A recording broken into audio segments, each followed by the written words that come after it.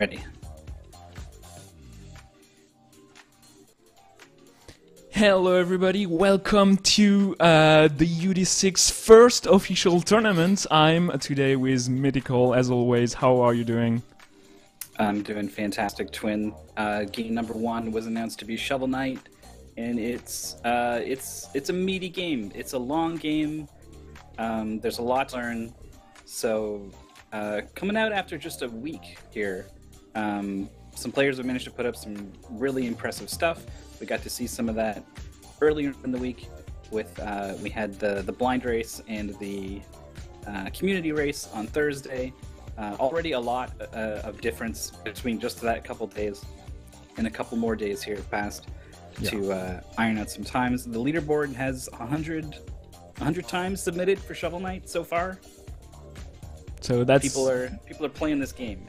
Yeah, that's a lot. That's between like 4 hours for those who just did 1 or 2 runs, and about like 50 minutes, 45 minutes for the top runners. I don't know if you've watched the races on Sunday. So that was the first race. Some players, runners just discovered the game. Some runners had the time to do like 1 or 2 runs, and the time were about like 1 hour and 30 minutes. That's the time for a first speed run. And then on Thursday, commentated with Mumu Akai, a veteran runner of the game. So he's fourth on the leaderboard. He haven't played Shovel Knight, like the Shovel of Hope campaign, recently, but he said like the top runners we've seen would have probably beaten him. So on him being rusty and the players being like very trained for 4 days, but that's just how fast the runners went, and that's why today we're doing 2 races back to back, any percent. We're going to see our top runners.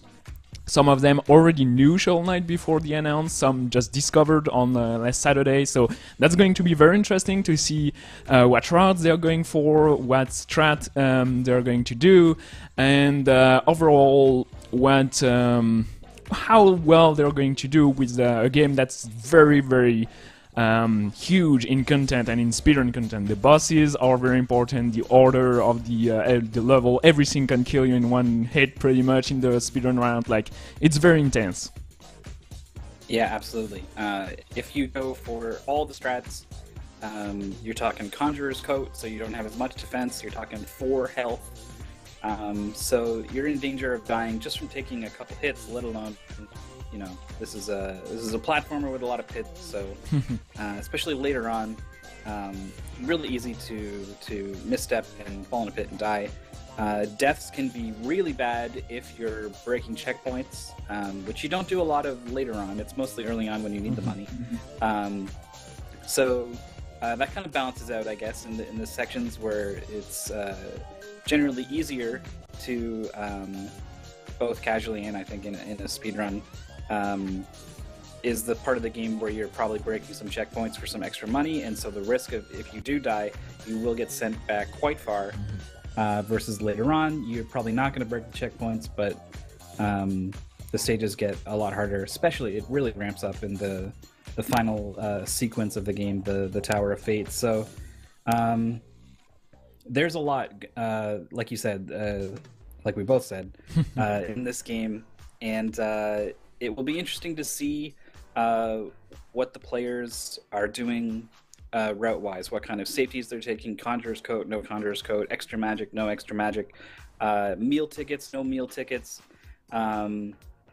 We've already seen that some of the players on the leaderboard, you know, the likes of Devil Tifa and KTH, I think we saw on Thursday, were already going for most of all the stuff that you go for. Just a couple extra really quick health upgrades. Yeah, safety. Yeah, which is like in terms of safety per time, is off the charts for those two, so it really makes sense. But I won't be surprised if we see some more health, maybe not going with the Conjurer's Coat. We'll see. We'll see where all the players are at. It's only been a week. So yeah, for those who just joined us on Speed Gaming today, this is the first, we call that the learning tournament. It's just a community tournament to get used to the races and running live and all that jazz. It's not the competitive stuff quite yet. The UD is a competition of speedrun, learning 10 games during 6 months. About like the grand finals in France are going to be on October the 28th. So that's quite some time to get used to many games. We are announcing 1 game per week for the first 10 weeks of the competition, and then we're going to have our first qualifier tournament on July the 14th. That's the first turn of the first qualifier tournament. There are going to be 3 qualifier tournaments, 1 in July, 1 in August, and 1 in September.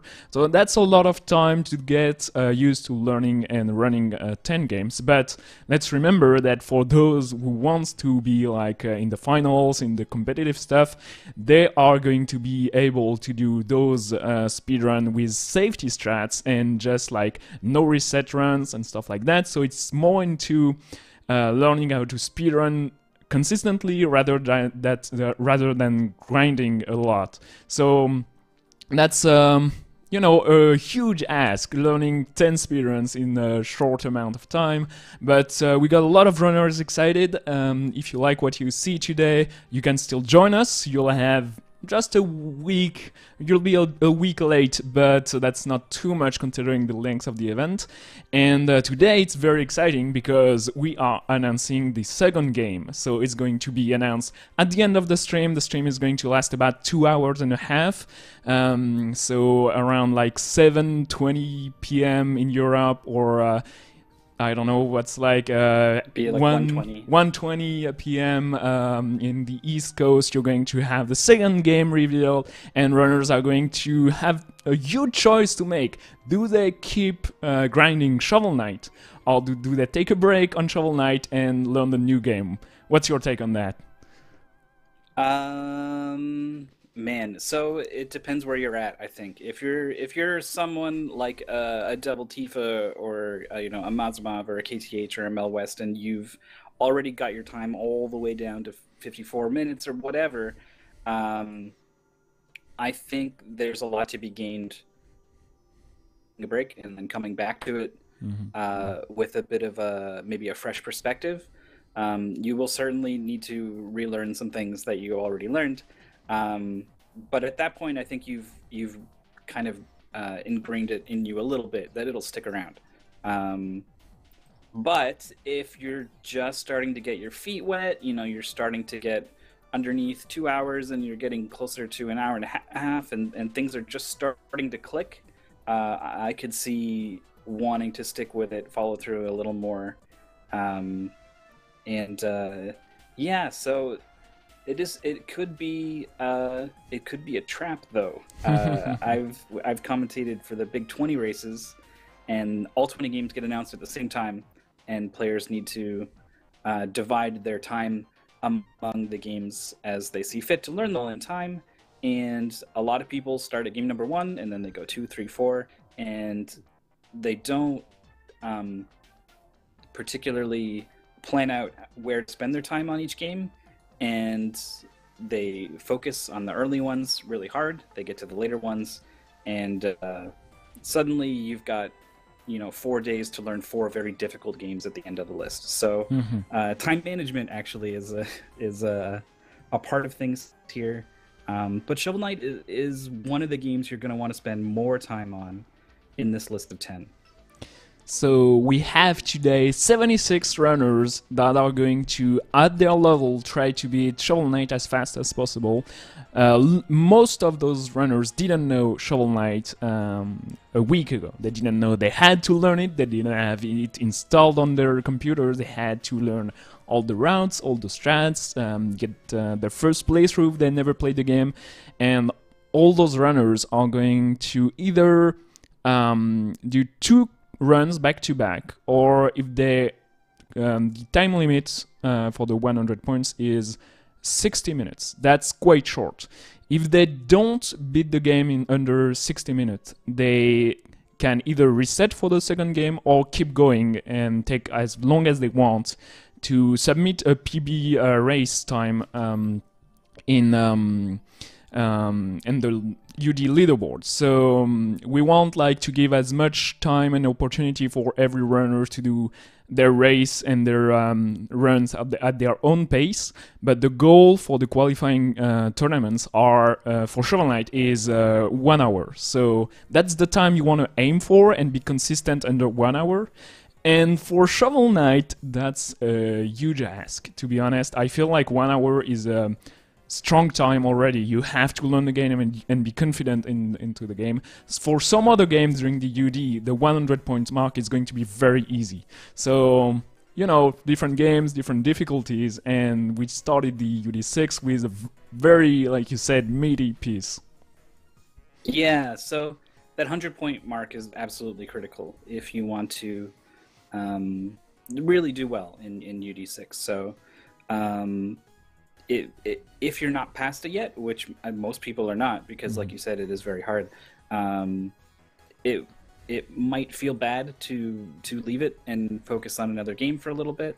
But the last thing that came to me while we were talking and while we were looking at these scores and all these names and all these people in this wonderful community is that events are going to be going on for each week, for each game, as they come out and get announced.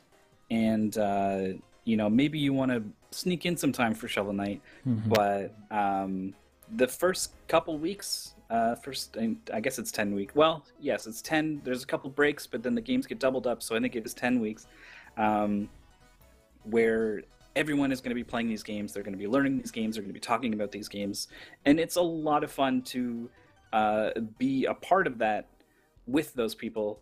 So I think even if you want to continue learning Shovel Knight, if you're hooked on Shovel Knight, I do hope that players take the time to at least dabble with the new stuff that gets announced each week, like we will announce at the end of, or towards the end of our broadcast today.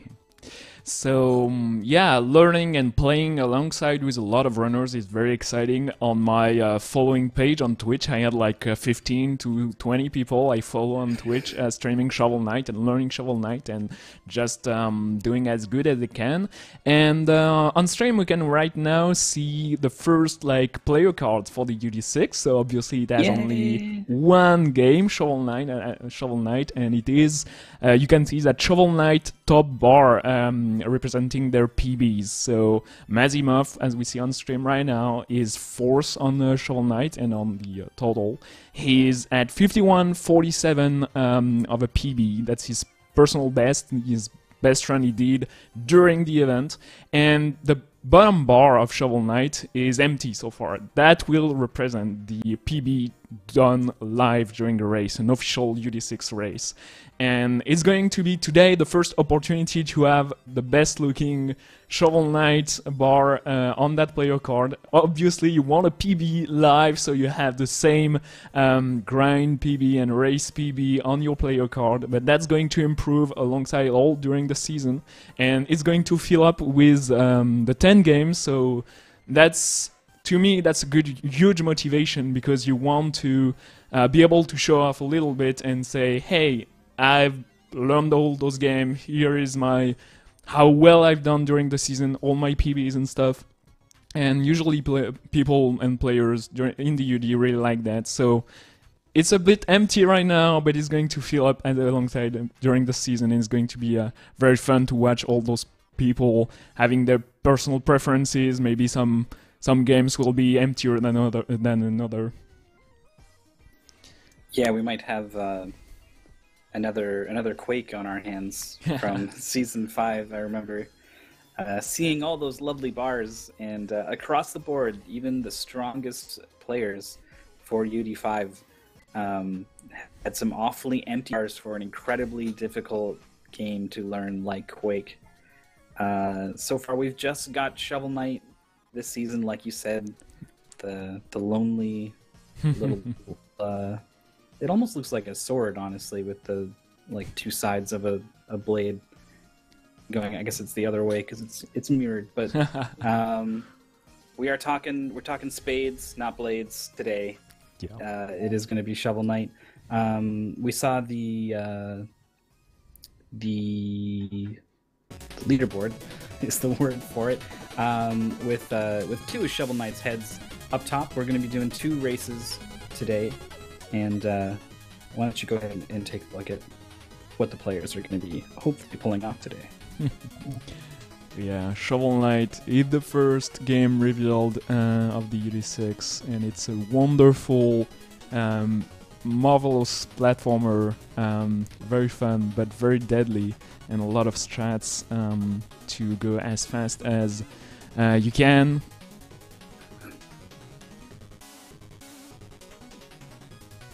And yeah, I had the feeling that everybody played Shovel Knight. It had such a huge coverage, and a lot of speedrunners were playing it. But actually, in the UD community, very few people actually beat Shovel Knight, which was a surprise to me.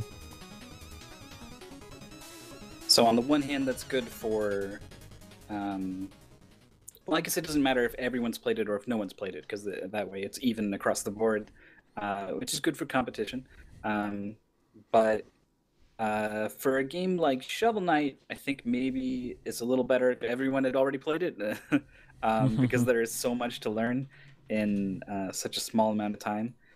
But I guess it doesn't really matter. Either way, you want some games that are harder to learn, and there's more to learn, and force players to make choices about what they learn and what they don't, what strats they go for.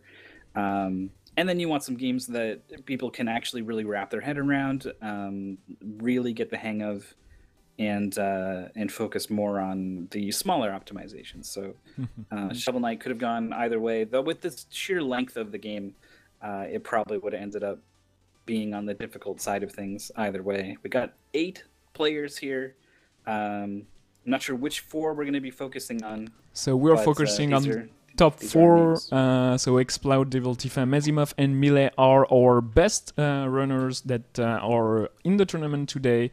So we've seen their player cards on stream. So their PB is 45 minutes and 7 seconds for Explode, 50 minutes and 10 seconds for Devil Tifa, 50 minutes and 36 seconds for Melee, and 51 minutes and 47 seconds for Mazimov.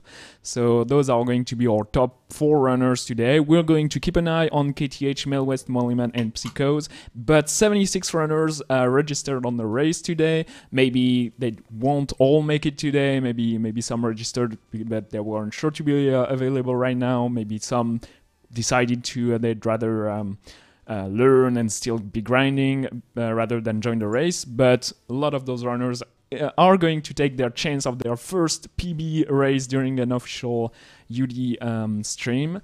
And we're going to do 2 races back to back, and obviously the best 2 times the guy is going to win, and the game is starting right now. And Shovel Knight starts easy with the planes. Everybody at the same level at the start, and it's quite an okay level to start with. A good tutorial introduction to the game. Yeah, right away we saw the players doing drive-bys on these piles of gold. If they really, really wanted some extra gold, they could stop and repeatedly shovel it and get some goodies at the bottom, but we're competing for time today, and the gold helps for sure. Gold is going to be important, but not quite worth it there. We see the players jumping a lot. I mean, it's a platformer, so of course you jump, but anytime you are climbing a ladder or you're starting a stage or anything that stops your movement, you want to jump as soon as you start moving, because that will avoid Shovel Knight's sort of acceleration. He takes a little bit to get up to top speed. Jumping will get you up to that top speed immediately. So the first stage here is a perfect opportunity to get used to some of that. We're going to see some shovel canceling going on here with Explode is going to be canceling his shovel attack animation by doing it in the air, landing, and then jumping right afterwards. Lets you clear out those blocks nice and quick. Very useful tech. Yeah, super. It comes into play throughout the entire run. It is a key skill that the players are going to have to learn, and it's not easy. Timing on repeatedly chaining it together has a certain cadence to it. The shovel has a couple of frames before it actually comes out, and so you can actually attack too late, and it doesn't come out at all. There's a lot going on there. So we see even more going on in the top left. It looks like almost everyone so far, maybe Melee as well, going to go for Bubble Wrap. Exploud's got it. Yeah, Mazimov's got it. Using the bubbles that Dragon showed, you position them so you can go out of screen and then transition to the left, which there is no screen to go to there. So the game pushes you right into 2 screens later in the game, so that saves just a little bit of time because the setup takes a lot of time. And the way Tifa did it, Devil Tifa on top right corner, just saved him about a second. So that's very minor, but hey, if you can do it live and no reset, no problem. Mazimov having a bit of trouble with the boss, and that shows how critical the good boss fights are. Like Devil Tifa was behind him entering the boss, and he passed him during the fight. So having good boss fights and understanding their patterns and how to do it as fast as possible is critical. So we're getting a quick look at some of our other players off stream. KTH already done, Molaman as well, Mel West also, and Psychhouse just finished up and is leaving the screen. So everyone done with the planes now. Just based off of what we saw, I think we might have seen Bubble Wrap from some of those players off stream. Lots of players competing today, but back to our top 4. Already in this first room, the Devil Tifa is about to get just past that lava there. You need to go as fast as possible to and really, do the micro optimizations to beat that cycle. Gentle hop there for Mazimov by attacking during a screen transition. I don't know if it's frame perfect, but it's damn close if it's not. It's what matters for that gentle hop is having the right height to it. You have a couple of frames, but you have to hit at the right time and be at the correct height. So that's, but you can go for it, and that's one of those tricks. If you fail it, no problem, you didn't lose time. If you clear it, well, you saved a couple of seconds, and that's good.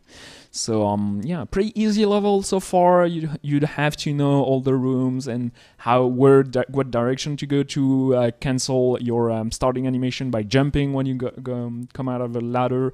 That's all the stuff you have to be wary of. But every level has the room where you can die, and like usually it's easy, worst run in the level, and easy, and it's coming up in a couple of screens for the first level. Obviously it's not too bad right off the bat, and obviously I don't know what round the player are going to go for, but the level order should be the same for everyone, so we're going to see that in a couple of moments. And Explode is in probably the toughest room in the level. You have to be wary of not falling to your death.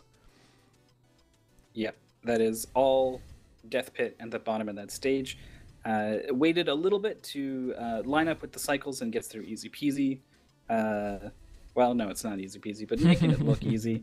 Devil Tifa, furthest along here of the other 3, had recognized was a little too far ahead on the lava cycle, so a nice hesitation there to not get hit by the lava that can very easily knock you into a pit. And we got a King Knight fight here. Boss fights get very, very difficult. Black Knight, you need to learn your shovel canceling to get the lockdown, but it's fairly manageable. King Knight, however, is on a level of his own in terms of optimizing this boss fight. If you take a hit, it is very hard to kind of get back on script and into the flow of where you can hit King Knight multiple times. Devil Tifa having a really solid fight there. We can see a lot of shovel cancel, so jumping and slashing just to have a better DPS. Runners are trying to pogo him, like so you use the ceiling to do as many hits as possible when he jumps. But that's very tough. And if you watch the world record, you're going to see that any boss fight goes faster on a better run, and that's why I feel like it is the most important thing to learn when you learn the Shovel Knight speedrun.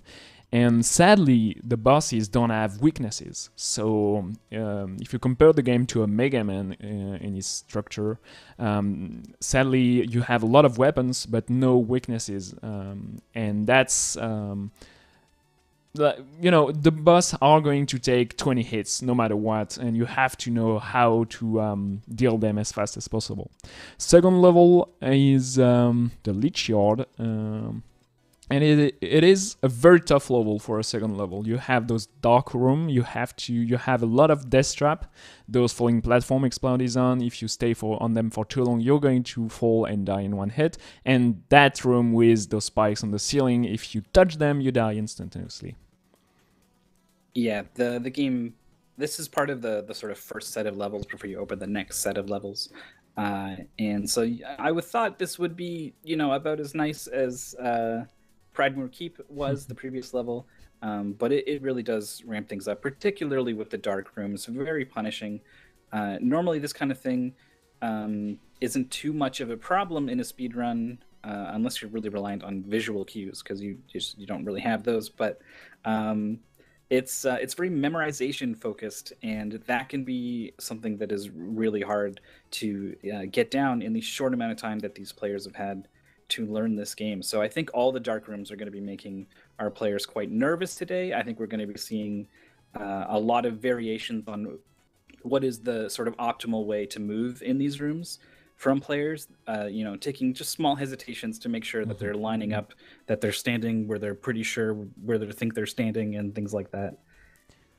Something to keep an eye on is Devil Tifa just got like 500 gold, more than Explode Your Here. He destroyed the checkpoint, meaning that if he dies, it doesn't go back to that checkpoint but the previous one.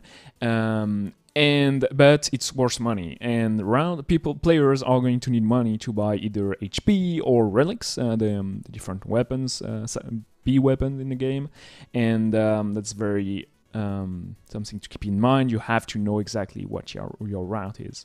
A little bit of RNG here on Explode Your Here screen. The place Spectre Knight teleports to on the second attack is random, so it is either bottom right or bottom left, and you have to do a guesswork and hope you're right to hit the boss as fast as possible. He didn't get lucky, but that doesn't matter too much. Luck in Shovel Knight will not lose you more than, I don't know, 5 seconds per fight. I feel it's very minor. Yeah, it is pretty minor, but it is the kind of thing that I think will hit a newer runner harder than it will an old established veteran who is very familiar with all of the patterns and possibilities and can read and react to what happens very quickly. I think some of our newer runners, if they get this, undesirable teleports from Spectre, and they're not quite ready for it, I think it could cost quite a bit more than that. We're seeing Devil Tifa already getting the summons here from Spectre Knight and still needs to find 4 more hits to finish this off. You can kind of ping-pong him back and forth in the corners a little bit if you get the chance, but kind of missing that opportunity. Cleaning it up, though, and syncing up rather nicely with the other 3 racers here. Yeah, he got the worst boss fight, but was ahead, so Mazimov and Melee catch back. KTH, very good lead on those runners already in the Dream. Melwest and Mollyman quite synced with our runners. Psycho's having a little bit of trouble killing Spectre Knight, but Explode Your Ear, or your ear, sorry. Our veteran runner is, without a surprise, showing his expertise, save him a little bit of time. Dreams are a pain because they are like time sink. They last a long amount of time, and you want to die as fast as possible, or you want to take the opportunity to gather as much money as you can.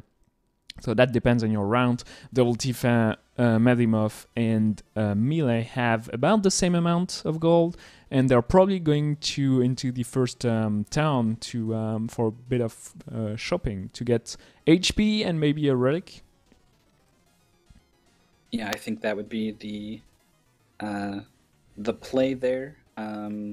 We'll see if the first meal ticket, I think, is pretty cheap, only 1,000. Yeah. So they might pick that up as well. Looks like we're seeing that from all three. Yeah, same route Meanwhile, so far. Cloud is just off and running, is well into the Lost City, I think it's called, Mole Knight stage. Actually, I'm not sure if they did the full beetle skip, but definitely did some stuff that was very risky towards the end of the beetle section. So showing just what kind of time you can save if you are going for all the scary stuff. If you want to see what an experienced long-time Shovel Knight player looks like in a speedrun sense, then look at your top left corner. But for now, we have a very, very close race between the other three who have all just finished their shopping in the first town and are moving on to Mole Knight stage here. Yeah, so the Lost City, some lava, some auto-scrollers with those beetles. It's not technically auto-scroller. You can go faster than the beetle if you have like either the correct positioning explode showing Stuff off like here. that, yep. Yeah, very nice. Using the dust knuckles. The dust knuckles give you a dash if you break something with them. So you have to either break, hit an enemy or hit a destroyable sand block. Or so it's hard to use, but it saves a little bit of time here and there in the speedrun. So it's definitely worth buying if you know where to use them. So that's why there are so many routes in Shovel Knight. They all depend on your skill level. So and Devil Tifa and Melee are almost like exactly in the same place, using exactly the same items at the same time. It's almost like we're watching a single stream. Yeah, we should make sure that there hasn't been some kind of mix-up. But I'm pretty sure Pretty got it right, and pretty sure that race is exactly as close as it appears, and Mazimov is right behind them. It is, who could say? No one could say. No one could possibly say at this point which of these three players will come out on top. We are seeing they've picked up the Chaos Orb that Exploud has not. This is, I think, an incredibly popular choice in terms of what relics players buy. This orb will help a lot for a couple niche situations in the stages, but mostly I think for boss fights. You can't do much to, there's no bossnesses like you said. There is a charge attack with the shovel that I think the players are probably going to pick up that does more damage, but generally just getting more hits on the bosses is how you get your damage going. And not quite getting Tifa and Melee, wow. the same death, but Tifa did break the checkpoint and Melee did not. Tifa did the exact same mistake on Thursday, and that cost him about a minute. So yeah, he is about like 30 seconds behind Melee right now and a minute behind Mazimov. They were very synced before those two deaths. So yeah, that's our first death, and sadly that's what cost the most time in Shovel Knight. Whatever your strats, whatever how all the tiny and minor optimization you're going for, if you die, it's going to cost you everything you invested in your level. So yeah, it's quite painful to see. If they die before they pick up their money, because when you die you lose all your money bags, it's going to cost even more. So they have to be very careful here to be able to grab all their flying money bags. And yeah, Tifa did it. It's no problem. All right, so all three runners back on track here. Mazimov has taken the lead between the three of them who did not die at all. Melee now in third place, just behind Mazimov, a boss fight behind Mazimov, who died but had that extra checkpoint, and Tifa still quite a bit back. That was a really punishing checkpoint there that Devil Tifa broke. So Mole Knight fight here, cleaning it up is Melee. Mole Knight moves at about the same speed as the Chaos Orb, so if you throw it out at the right time, it will just bounce along and repeatedly hit Mole Knight and Fantastic Strategy. We got a Plague Knight fight from Exploud, who is already mostly done, but is having trouble tracking him down and getting the last few hits. Disappeared there across the screen. Had lots of health to deal with that. Yeah, it's a hectic fight. Yeah, I was saying that there is almost no luck, almost no RNG in Shovel Knight, except for that boss fight.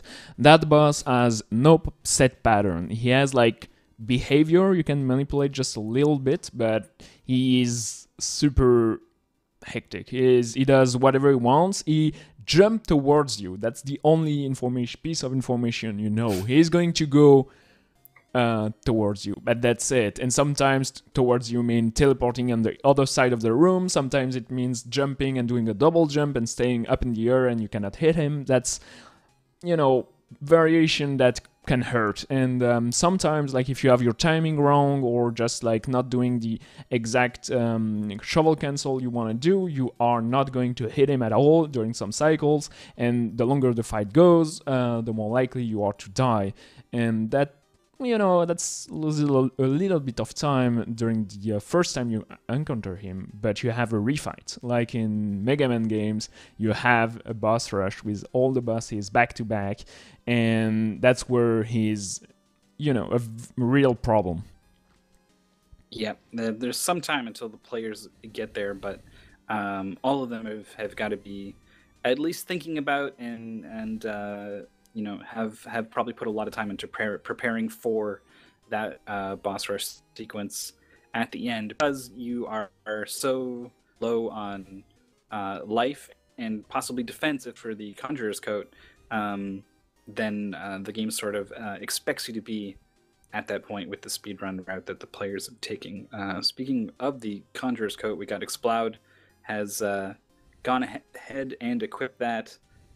Doubles your max magic, but I don't know if it's straight halves your defense, but it is less defense. It is, each time you take a hit, you take an extra half a heart hit, so half a damage. So if the enemy were to hit you for half a heart, you take one full, and if you hit the most dangerous attacks and enemies deal one full heart of damage, and then it is 1.5. So it's close to half your HP, so Explode is going to die in 4 hits or less if he gets hit with only 4 hearts with the Conjurer Coat. But he has 50 extra mana, and that allows to use all his relics whenever he wants. So that means a lot of quick kills on the giant fish we've just seen. We are going to see a lot of movement relics, namely the Propeller Dagger, which is going to save a lot of time later on. So it is the faster choice, but it is also the riskier choice. So in a race, you have to be very confident in your skill and your general Shovel Knight knowledge to be sure you're not going to die from getting hit. That said, usually you die because you fall into a pit or into spikes, though that maybe it's not too bad, except for the final boss rush and the final boss. That's where life mattered the most. Explode is sort of intentionally, maybe not intentionally, lured this enemy over to perhaps skip some of those anchors in that section, but that is a very difficult trick. I don't think we're going to see it today. If anyone was going to do it, it probably would have been Explode.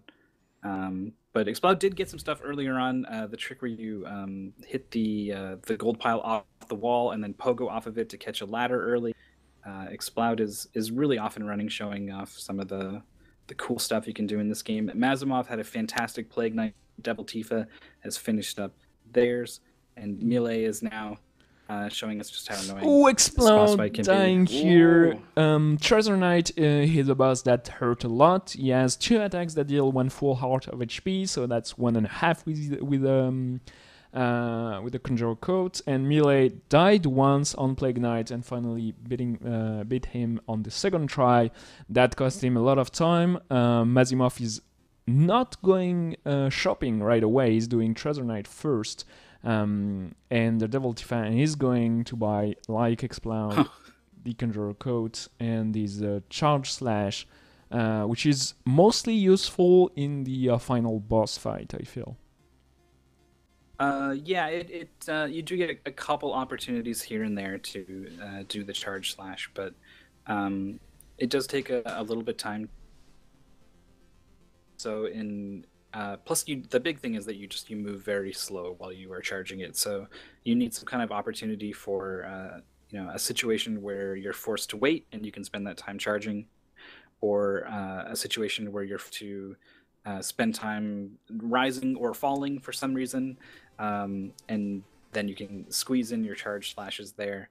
Mazimov is dealing with this anglerfish, very scary, spooky looking thing. Didn't quite get the one cycle, it was pretty close. Yeah, it is tough. He didn't have so much mana going into the fight, so he took his time. He'd rather not die. Usually, if you die when you want to use a relic, it's either because you don't have the correct relic selected, or you don't have enough mana. And for some relics, like the movement ones, the Dust Knuckles or the Propeller Dagger, you can very easily try to use them, not having them selected, and fall into a pit, launching like a Chaos Orb or a flame from the Flame Wand, and that happens quite a lot. Explode having some difficulties at the start of the Propeller Knight stage here. Melee and Tifa, and during the same auto-scroller, just a little bit of time ahead, a bit ahead for Melee, but very close race again. Yeah, but I think there's a shopping difference, a trip here that Melee has yet to make, so I think we're going to see another gap open up between these two players. But Mazimov as well has not made that shopping trip yet, so it's going to be, well, maybe Mazimov doesn't. I don't know. We'll see what their route is, but for now, they are on the Treasure Knight fight, getting bonked on the head there, but otherwise doing a fantastic job keeping up the pressure on Treasure Knight. Solid fight there. When the fight goes well, Treasure Knight doesn't even have an opportunity to hit you, and sometimes so Treasure Knight have RNG to it, like it chooses the patterns it wants to do, but it does always the pattern the same way. The only thing it's hard or almost impossible to read is either when he's throwing his anchor at you, is he going to pull it back or go towards it. That's it. That's the only little bit of RNG you have to be wary of. Except that it's just good understanding of the fight, and if you're very aggressive, being lucky with the patterns it chose to make. But yeah, Explode did die because he had only 4 HP and the Conjurer Coat, but he's still ahead by a good margin here. And he just bought the Propeller Dagger, very, very strong weapon for movement optimizations. Yeah, it is. I mean, it's also pretty good at a lot of boss fights because a lot of them are designed around the bosses being in unreachable places for a certain time. And so if you can get up high and use the Propeller Dagger to repeatedly smash into the side of them over and over again, you can some good damage. There are, I guess, some other options for doing a similar technique, but the utility of the Propeller Dagger in movement, as well as its abilities in combat, make it incredibly valuable. Fully expect all the players to pick it up in this very difficult Propeller Knight stage. Yeah, this is probably the hardest to get Deathless, because everything kills you in one hit, pretty much. You have a lot of spikes, a lot of pits, and you have the wind that's always terrible, since like Ninja Gaiden 2 and all those games from the NES, like being pushed in a direction you probably don't want to go to, especially in those levels where the gravity doesn't even exist. Okay, careful, Explode. Having to wait for a cycle here, no problem, he didn't die. Those kind of rooms are going to kill you a lot when you learn Shovel Knight, and even in your casual playthrough, first time you go through the game, you're going to die here. Yep, I had like 14 deaths or something first time. Definitely the highest by far, and mostly on the wind section, like you said. Though I will say, I missed the propeller dagger my first time through. I was pretty sure I saw where it was, but couldn't quite. I didn't know the trick where you go up a screen and then drop all the way down to get enough speed. So I was doing that without the propeller dagger. It was hard. Even with the propeller dagger, it's plenty hard. Explode making the propeller knight fight look easy, finishing that off before propeller knight goes way up into the top left corner. There are ways to sort of deal with that. Using a pogo to get up there and repeated propeller dagger attacks and whatnot, but not necessary. Just a good clean fight from Explode. So as you mentioned, Melee had a trip to the town to make. So he bought the Conjurer coat after the Iron Whale, the Treasure Knight level. So he lost a little bit of time, about 30 seconds compared to Devil Tifa. Let's try not to die in the flying machine, the dying machine. No one wants that. Medimov, Devil Tifa, and Melee very close to each other. They all had their difficulty and their deaths in different levels. So everybody is trying to make that level as clean as possible. And I know Melee, for example, has like 40 seconds to save in his gold splits. In his best segments, he still has 40 seconds to save due to deaths that he cannot avoid all the time. So they all know it is very important stage. But the three last stage, the clock tower where exploding is the stranded ship and the flying machines, all three are very, very tough to get deathless with the movement optimization, using the dagger as much as you can, and not dying to the bosses and the enemies because you have so little HP. It's tough. Yeah, the dagger gives you a solution to a lot of problems. It lets you do a lot of I don't want to say unintended plot. Ooh, a death for Devil Tifa, just a little bit too far off the mark on the pogo with the cannonballs. Maybe thought, I want to try to get the one that's ahead, and should have dropped back to the one that was behind. Either way, that is a major setback. That's major setback because he didn't take the checkpoint. Oh no, it was okay. Okay. No, I got confused. I thought I mixed that up with the earlier part. Okay. Yeah. Okay. It was not. I saw it was before, after the mini boss fight, but I saw it on the Mazimov screen. My bad.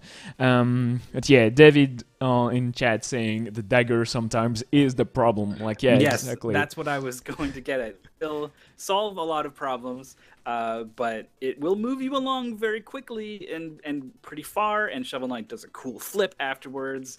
And so, unless you have a really good read on where exactly that dagger is going to send you, sometimes the dagger can be the thing that sends you off a cliff. Yeah, if you bonk into a wall using the dagger, you're going to fall to your death. You do not have like a sweet double jump or anything to go with, so you have to be very careful. Mazimov with a bit slower fight on Propeller Knight compared to Explode, but we'll finish that off with a couple of charge slash here and waiting for him to attack, and yeah, we go. Good fight. Not dying sometimes is good enough already. I see a lot of players playing very safe with the Shovel Knight community. I believe likes to call these guys the Jawas. Do resemble the Star Wars characters a little bit with their horribly annoying propellers that blow you around. Melee in a really scary section, barely keeping enough height on the propeller dagger to clear that section. But the Jawas they're really nasty. So a lot of players are taking their time, waiting. I mean, sometimes it's during an auto-scroller, so you've got time to kill anyway. But just waiting there with hard shovel. Just come on, man. Just like a batter in the batter box, just lining it up. Because you don't want to screw around with them. They will send you into a pit very easily. Yeah, so their behavior is very weird. They try to come towards you a couple, like a yard ahead of you, and push you, either flying, send you backward or toward the next section of the screen, and it's very hard to predict. So sometimes it's just chaotic, and you have to know exactly what to do, and killing them is a very, very good solution, to be honest. So Explode using the clockwork gear for a small little skip there, getting just a bit of extra height, enough to grab a ladder and move on. We got a propeller fight for Tifa here, who is barely trying to get as missing it. many hits as possible up high. Should be able to finish this with the charge pogo. Bam. Nice. There it is. Yeah.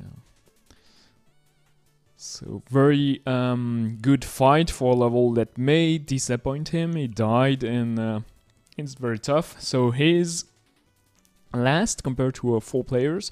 Let's not forget there are 76 runners that registered Right. to the race. So maybe Midwest, KTH, Psychos are ahead of him, but it is tough to say. And let's remember, it's not done until at least the boss rush is over. So you can lose a lot of time in that section. And yeah, there are plenty still to do. We are at 32 minutes, which is a good time to be in the Clock Tower Tinker Knight level.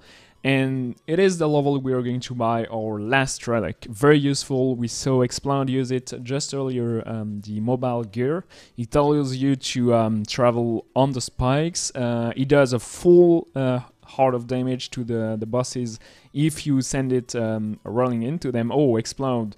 Yeah, okay. It's nope. It's not going to make it in a difficult situation here. Yeah, okay. Taking his time. Take your time.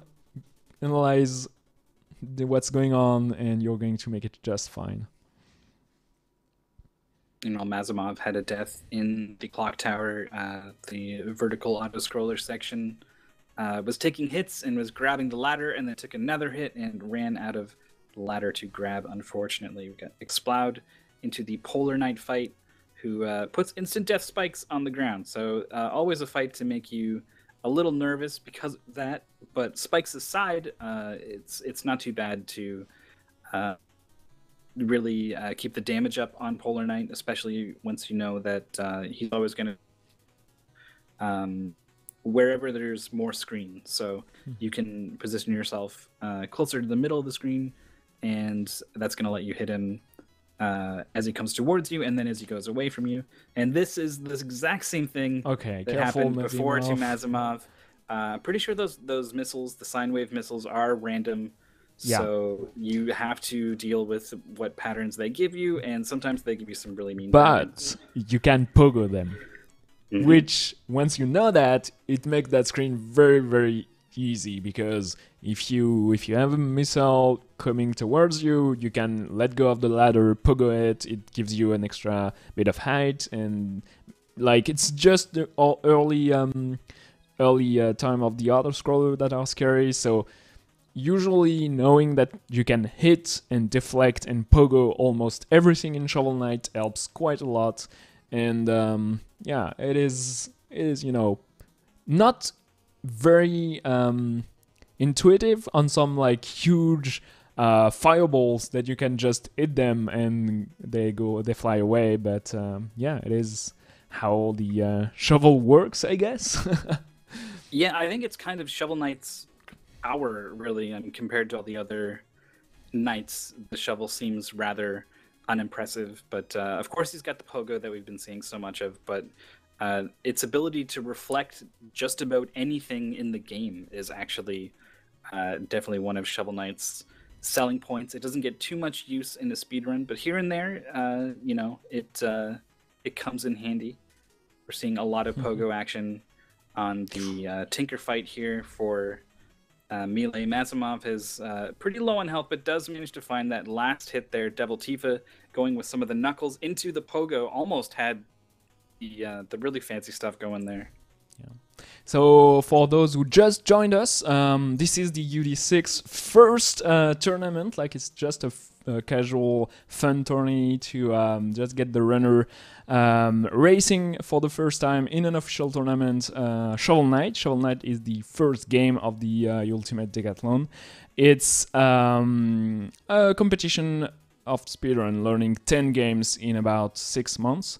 Shovel Knight is the first game. We are going to announce the second game later on during this stream, and it's going to run like from It started a week ago and is going to run up until the finals on October the 28th.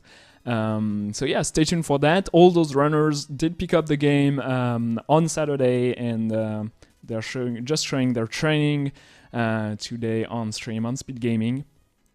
Explode though did know the game. He's a veteran runner of Shovel Knight, and he's doing quick work of the first level of the tower with the second fight of Black Knight, doing a very nice. Wow. That's incredible because you have 2 frames to hit Black Knight before the stun locks goes away. So that's very impressive, and that's a lot of time he saves. We are going to keep an eye on the Black Knight refight on Mazimov, the Ultifa, and Melee screen, but that's very impressive. Yeah, I'm glad we got to see that.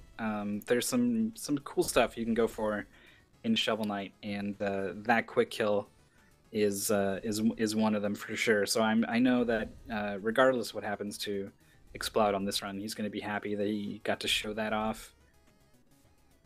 He's going to be moving on to more of the definitely the hardest levels of the game. I'm pretty sure. I mean, the maybe in the speed run, all the instant death of the flying machine will maybe make the players nervous, but I think these last few levels are the hardest in the game, and Explode is moving through them pretty good here. We got the stranded ship, who are still very close, almost in sync at the bottom. Mazimov and Melee. Yeah, Antifa is just one screen away. So those 3 runners are just like following the same route and going at almost at the same speed, having some different deaths.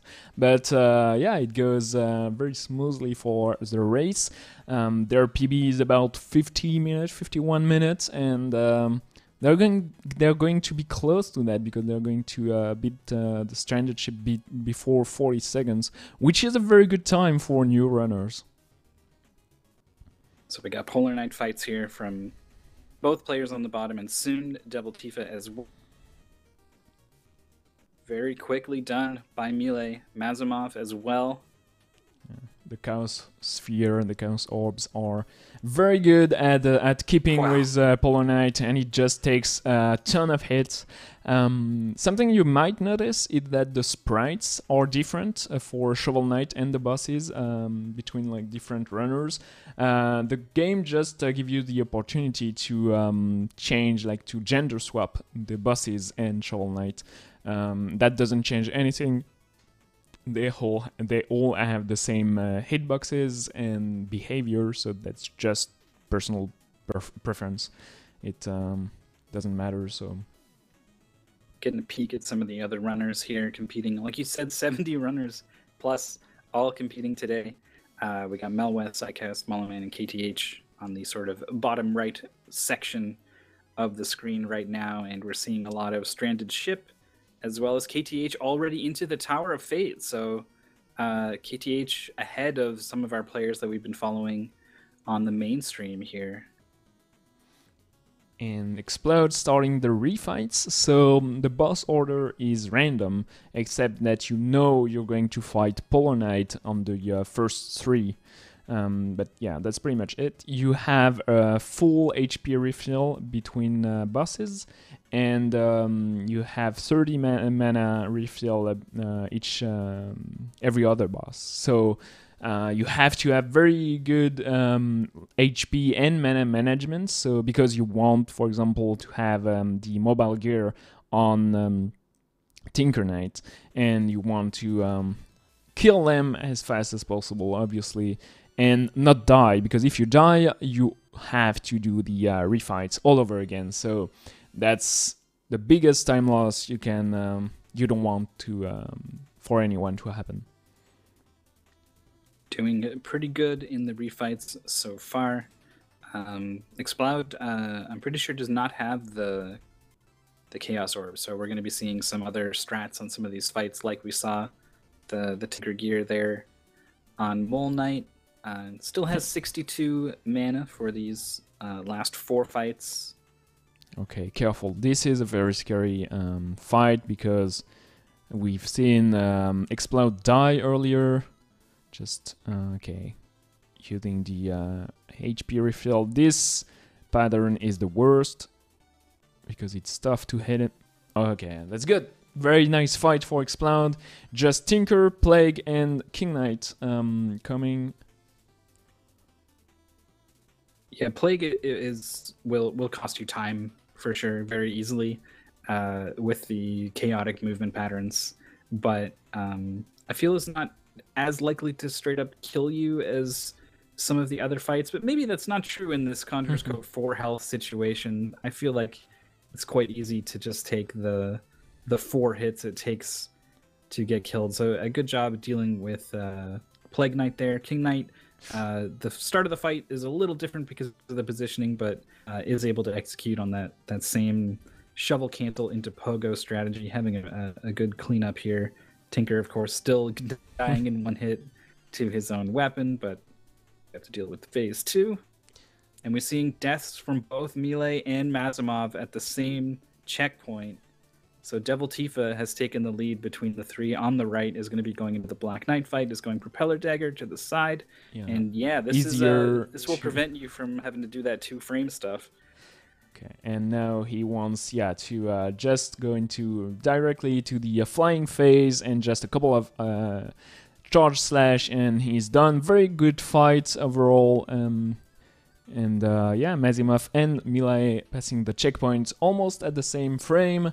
And we're going to see what strand they're going for. Black Knight 2, the Propeller Dagger makes it so easy to skip phases and go directly to the flying phase, and also not having to do the incredibly hard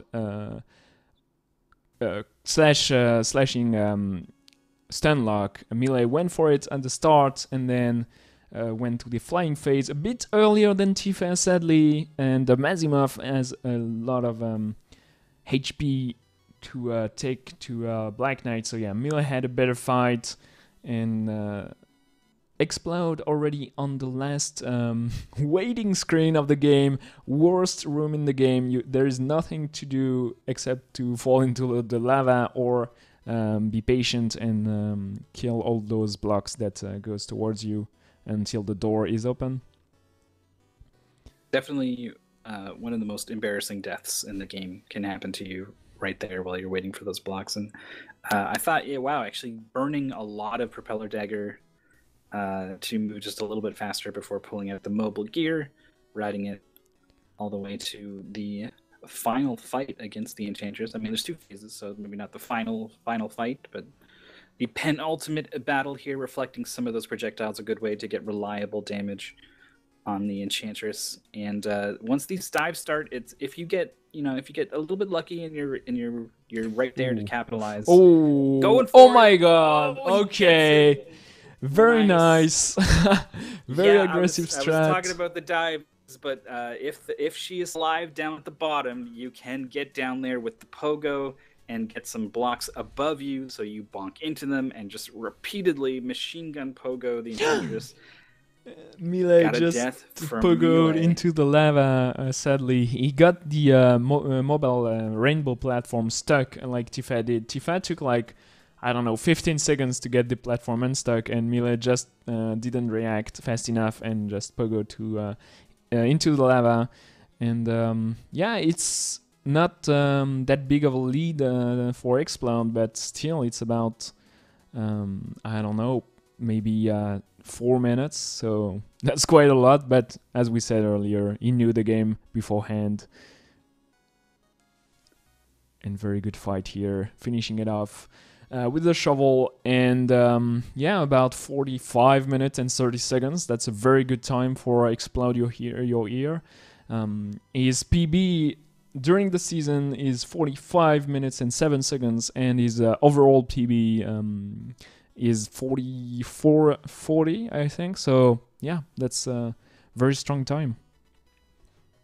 Absolutely.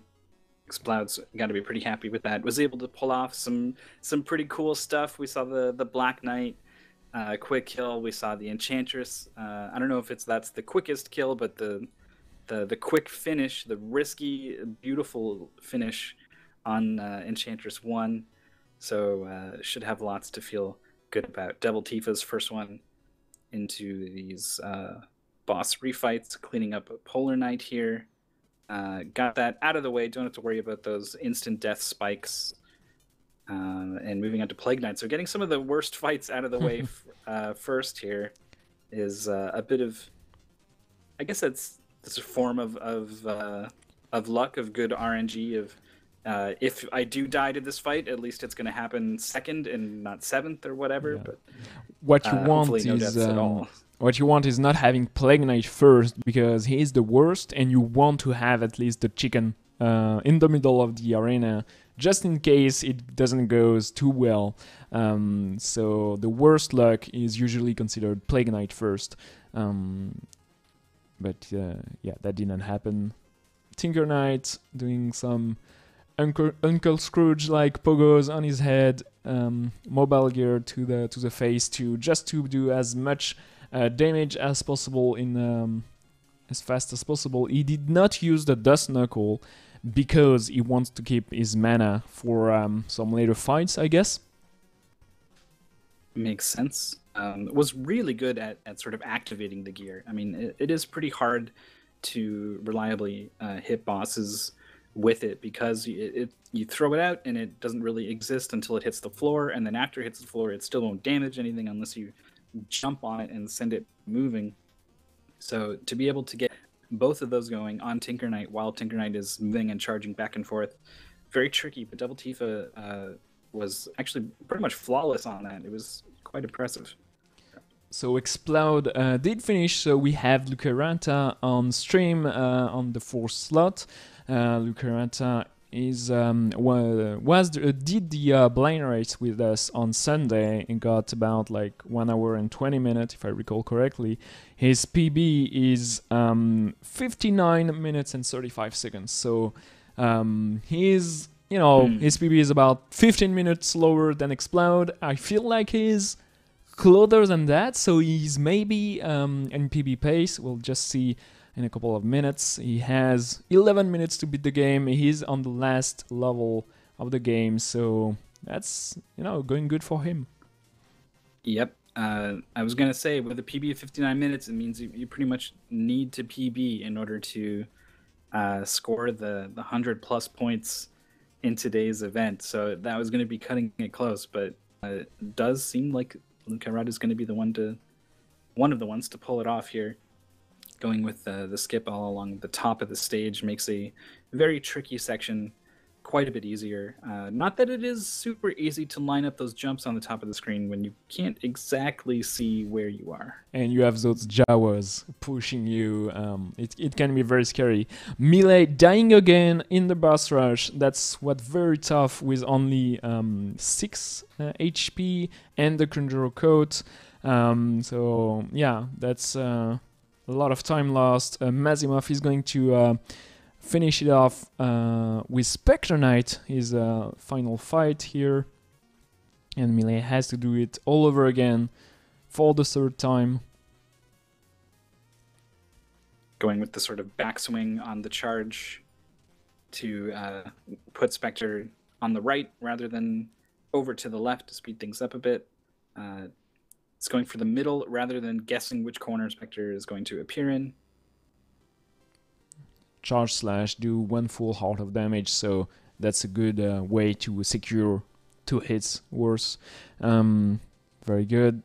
Melee starting off with his 6th boss, Treasure Knight. Careful here not to die. Scary fight. But the Chaos Orbs are very good. They cost time to buy at the start of the run, but if you use them correctly, they can secure a lot of fights.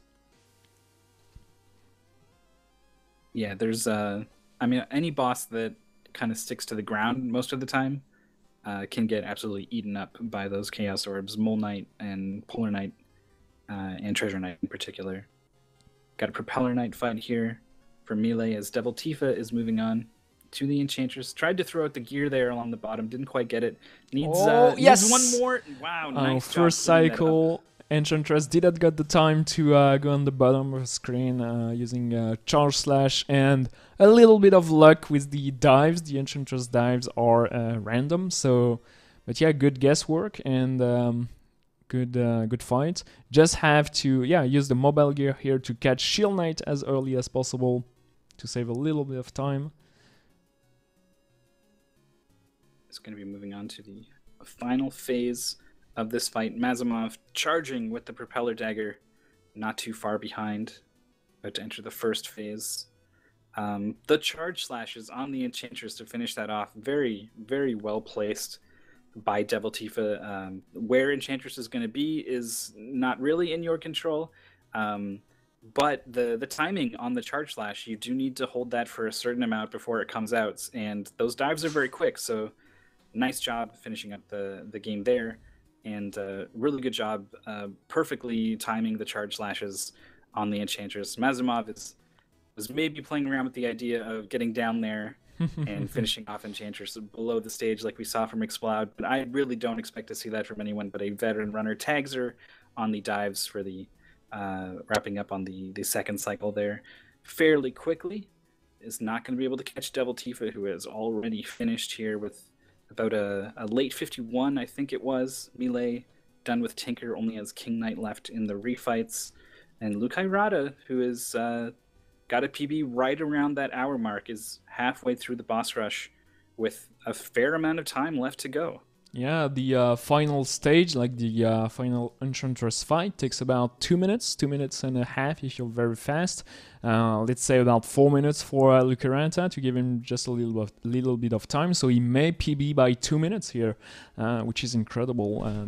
All those runners are playing live. It's a no reset race, like all the hostile conditions apply if you're familiar with those.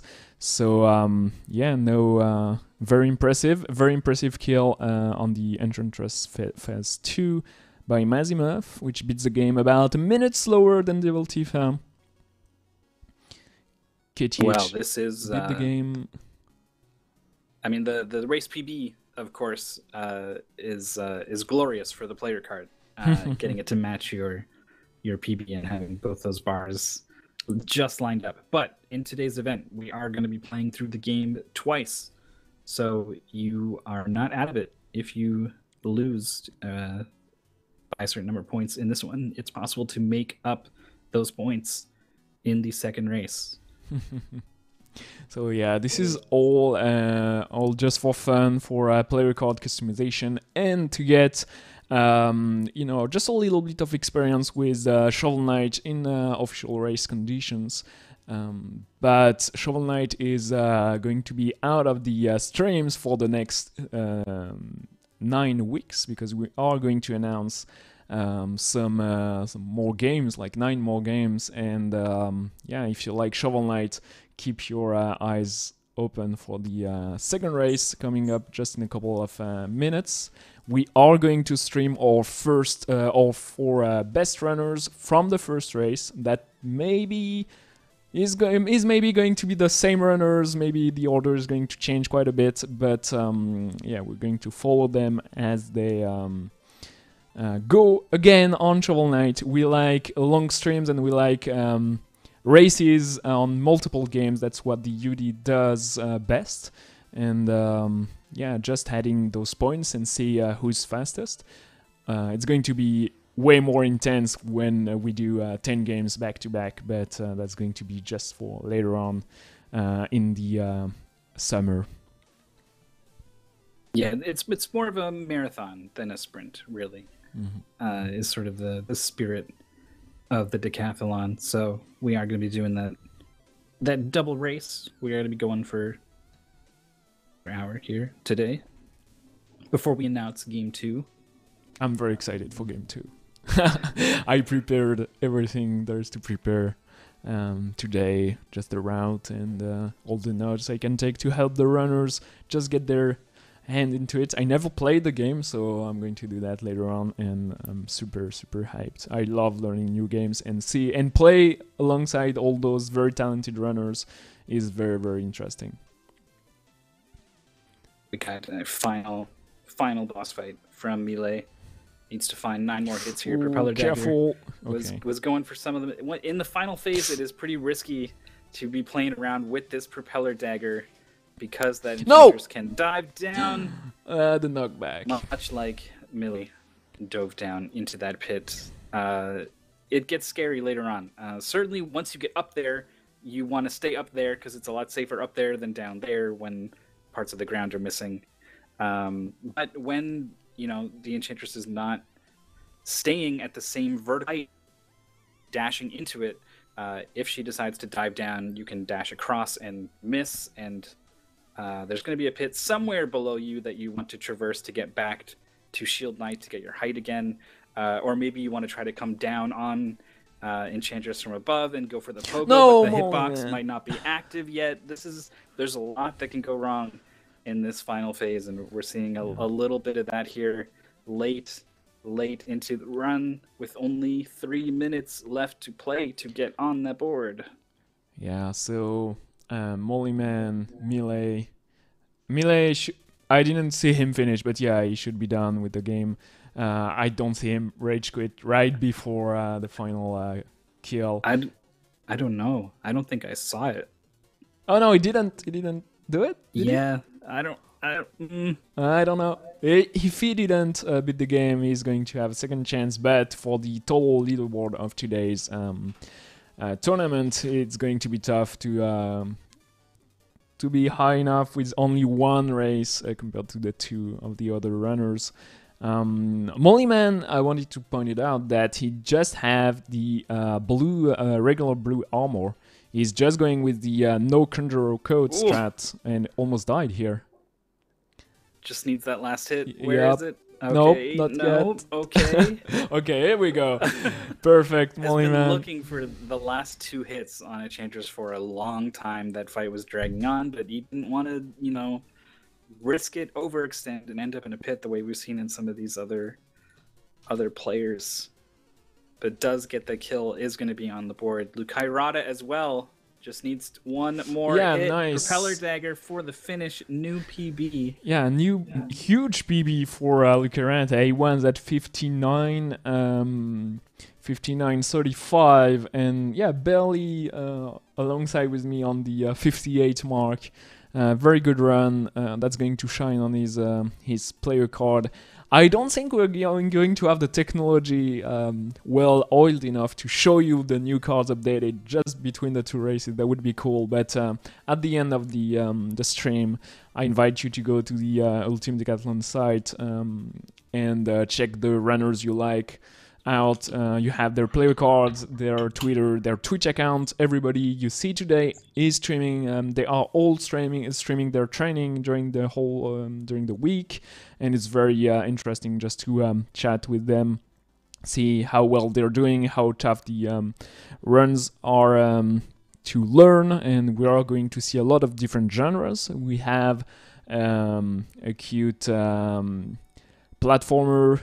Shovel Knight came out in 2014, so that's a more modern game, and yeah, next game is going to be very different in many aspects, and seeing all those runners being able to learn like first-person platformers, FPSs, balance game, hard to describe games, and yeah, it's very interesting. I've been privy to the 10 games list, but I have absolutely forgotten which one is the second one. So it will be a little bit of a surprise for me when we get into that. But for now, we turn our attention away from our future games of UD. And away from that Shovel Knight event. We've hit the hour mark here. That is the cutoff. It's very difficult to get under an hour in Shovel Knight in the short amount of time that the players have had to learn the game. But a couple of players, a handful, more than I would have thought, pulled it off and were able to finish. So while we get those results from 70, 74, 76, how many? 76 registered runners. I don't know how many did the first game. We are only going to have the time of the runners that already beat the game, obviously, because some other runners are going to take about like 2 hours, 2 hours and a half, maybe 4 hours if it's their first or only second time playing through the game. But yeah, a lot of runners already submitted their time, and the top 4 is going to be streamed live for the second race and see how well they can do in a more, 2 runs back to back, especially for those who PB'd is very tough because personally I don't like to run again right after a PB. I like to go, okay, that's a PB, let's move on to something else, maybe practice some strats, but going back to a speedrun can be very tough. So here are the results. Mythical, no, not much of a surprise for the first runner, Xploud, with 196 point. That's for his 45-28 minute time. Magic Madman, he told me he might not be able to do the second race, but he's second so far. Double Tifa and Mazimov got some very good time. And KTH 53 minute 50, that's 141 points. Points are not very important when we do just one single game, the same game twice. But when we're going to do different games, the points help to mitigate the difference in length and difficulty between the games. So it's very important to keep those 100 points and 200 points mark. We have like the scale shown on screen on the bottom. So 1 hour is 100 points and 45 minutes is 200 points, and it's linear between those two times. Right, like you said, you might be wondering like, well, why don't you just add the 2 times together? But the UD is a multiple game event, and so the points are designed to accurately assess your performance in each game relative to each other. So if you've got an incredibly short, fast-paced game like a Refund that we saw in some of our teaser events leading up to the launch of the season, that game takes like 3 minutes to finish. Mm-hmm.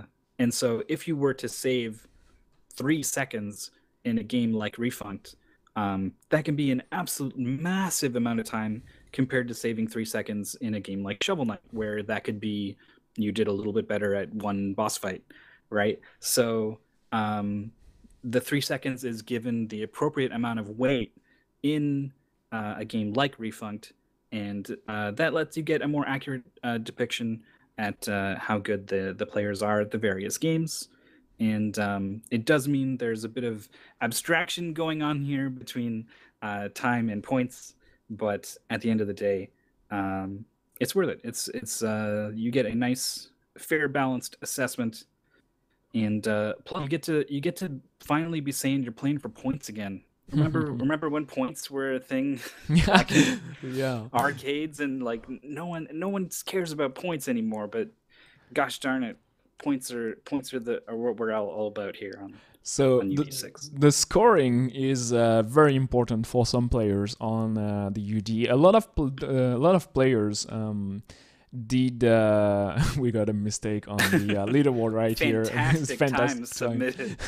They're probably like submitted by accident to 0 seconds time, but yeah, very as we see the French commentators here. The points are very important for some players because a lot of UD runners were not speedrunners when they first started the UD. A lot of those runners were achievers, playing either on retro achievement or on new games like PlayStation 4 and Platinum Trophy. I don't know much about achievements myself, but it's a thing. Yeah, it's a thing. And a lot of runners like achievement hunting, and point hunting is almost the same. Like, you don't try to beat the world record, you just try to have a good looking player cards.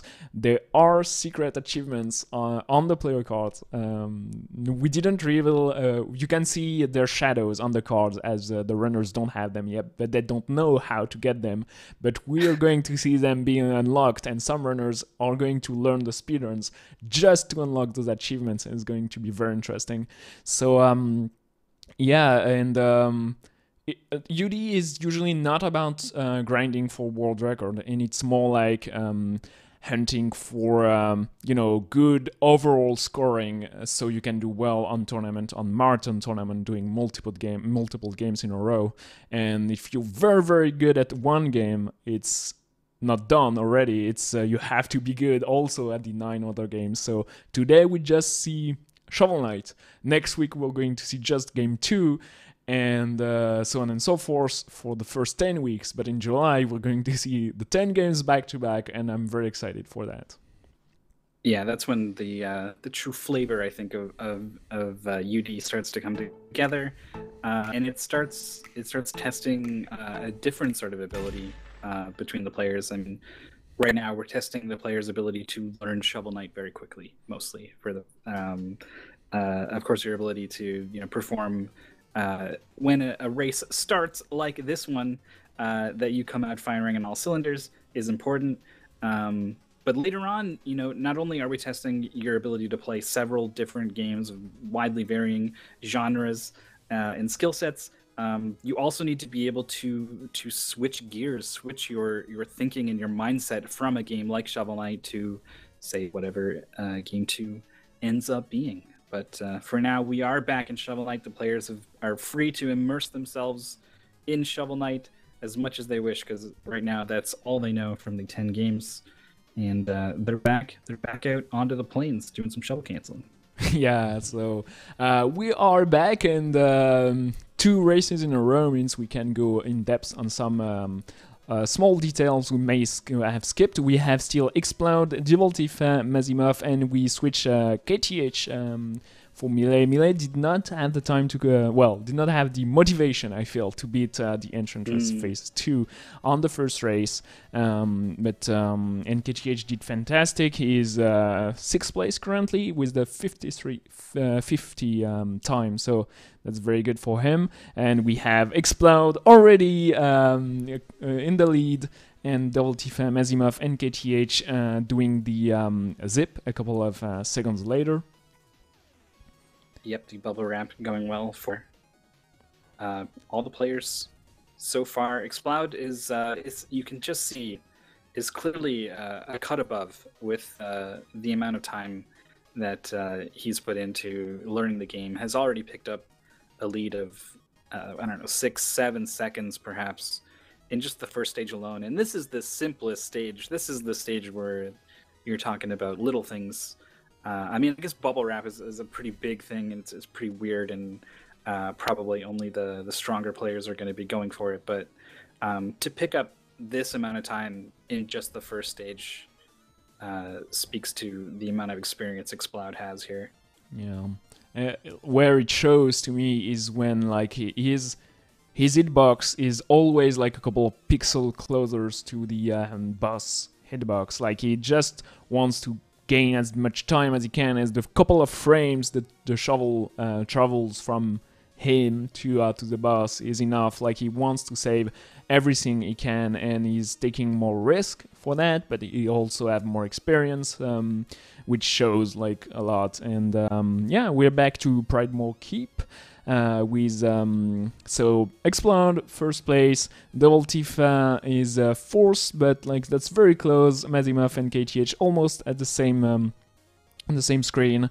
And so far what we know from the player route is Explode doesn't take the Chaos Orb. He just doesn't buy any HP. The only shopping he does is either in the boss levels themselves, and he goes by the Conjurer Coat and the Charge Slash. Devil Tifa and Mazimov and KTH go for 6 HP at least. KTH goes for 10. He buys a ton of HP at the end of World 3 just for the boss rush. But they all get Chaos Orb too, which saves a little bit of time. But you take the extra time to buy it, so... Yeah, and I think in addition to you know, how much time it saves versus how much time it goes to pick it up, it really it simplifies a lot of boss fights. It gives you a lot more options in a lot of boss fights, and it makes them easier to sort of digest, I guess, when you need to learn how to do this boss, how to deal with all these various situations that can pop up in a boss fight when they don't have a set pattern. The Chaos Orb gives you a lot of answers in a lot of situations that make it just so much easier for a newer runner, and is the reason why I think we're going to be seeing so many players in UD taking this route. Yeah, so we got 13 people beating the game in less than 1 hour, which is a good number, I feel, because let's remember, a lot of those runners did not even know Shovel Knight before the last Saturday, so it's a very good amount. 1 hour is the time where speedrun.com runners require a video.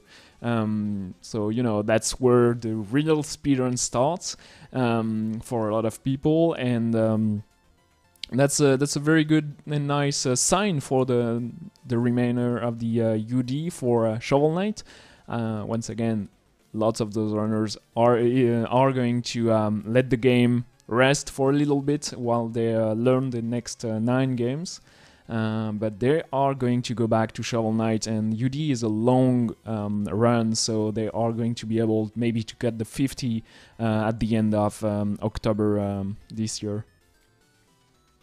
Yeah, we'll see. Well, will be very interested to see just how far the players take a game like this. I anticipate there will be a couple games where some of the UD players might end up being the record holder at the end of the whole season.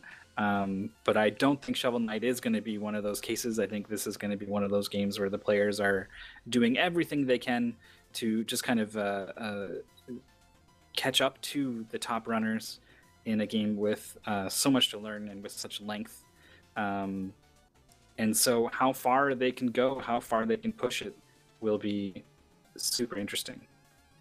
Yeah, and they want to push it and still be able to pull that off live during races. So learning the crazier strat that like forces you to reset or have a lot of experience, say going for only 4 HP with the Conjurer Coat, maybe out of the equation for a lot of the runners because they just want to be able to perform during the tournament. So that's obviously a little time loss, but just to be able to, save time in the long run of the 10 games in a row tournaments that are coming soon. So it's interesting. I'm really enjoying Shovel Knight route diversity and the risk reward thing going on. Yeah, there's constant trade-offs for risk and reward happening in this game, both in just like the route you take as a whole is huge for that, but also just little things like do I try to go for this jump, or do I just take a damage boost and walk through it, that kind of thing. Constant decisions are being made all throughout this run, and even things like where you're going to stand for Spectre Knight. Like Explode went for the bottom left corner and was going to try to be ready for that corner. It's down to half. Will die in one hit. Oh no! So just got reaped there. Wow. That shows how every single boss fight, every single small step can hurt even an experienced player, and so he has to catch his money bags back, but that's not going to be too much of a problem. And all his lead, all his pace is done. Double Tifa is ahead of Explode right now, and yeah, that's just how Shovel Knight works. Yeah, basically, when you start learning this game, step 1 is to figure out how to beat the game without dying, and then step 2 is figure out what to do about these boss fights. And that's when I think you'll start to get below that coveted 1 hour mark, and we can see the death and the boss fight. I guess it was kind of both. Caustic Sploud really big there. Suddenly, things have evened up quite a bit. Mazimov done with Spectre, Devil Tifa, Devil Knight. That's the everyone the is a knight. fourth campaign coming out. The secret ninth knight. Now they're in the dream sequence. The two on the top here. Explode going with the death rather than the money. And did I think land close enough to catch Shovel Knight a little sooner? Yeah, you want to die right under Shield Knight, so you it ends just a couple of, I don't know, frames, half a second maybe earlier. It's not much, but small optimizations. Whereas Devil Tifa and I think the other players are all going to be opting to kill these enemies for as much gold as possible. They do drop a lot of gold, and it's not that much slower than you can manage to get yourself killed in these dream sequences, especially if you are someone like KTH who opts to pick up a lot more health. Though most of that health is picked up later on when there are no more dream sequences, but still, it can take a while to kill yourself anyway, so not spend that time collecting a whole bunch of gold and vastly decrease your chances of dying later on, especially in those crunch situations like the boss rush. Okay, Explode is going for the beetle skip here, using the blue flame guy just to pogo it and clear the jump. Very nice, very tough trick. You have to get the enemy in the correct position, and then the enemy is weird and it bounces on the screen border, but the screen depends on how fast you're going, so you have to have the correct speed and the correct movement, so it does exactly what you want. Very nicely done, and that saves him just a little bit of time. But what saved most of his time, of his lead right now, is not going back to the village. So Devil Tifa has the Chaos Orb and 6 HP when Explode chooses to once again not go with everything and just risk it to he wants to beat the time he just got. That's 45 minutes 28. The better he does, the better his player card is going to look. And yeah, for a lot of those runners, one thing that was worrisome was that this is the only opportunity they have until the first July tournament to for Shovel Knight race PB. And some players wanted to have their best looking card already, even though the UD is going to last for a long time. They were like, oh my god, I have to do well on Shovel Knight on Saturday. So it's the small things for all of those runners. Explode but the Dust Knuckles and doing quick use of it as much as he can to be a little bit faster. It allows also to go through the enemies. The enemies don't hurt you with the body damage when they are in the getting hit animation, and that's very useful to know. Yeah, it's a big part of a lot of boss fight strategies are putting the boss in that getting hit status at times where otherwise they would have hit you.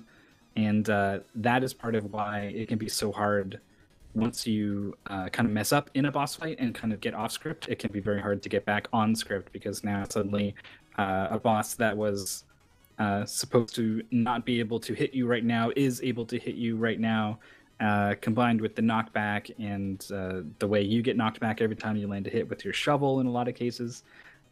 So these boss fights can look fantastic, especially when Explode is at the controller, like we saw for Mole Knight there. But if there is a mistake in a boss fight, it can spiral out of control very quickly and end up costing a lot of time, like we've seen in a couple cases so far. Devil Tifa took it slower here compared to the earlier race because he died there. He didn't want to die again, I feel. So took it with the same strats, but just taking the time to be sure that every bit of lava pool was solidified before jumping on it, which sounds like a smart idea.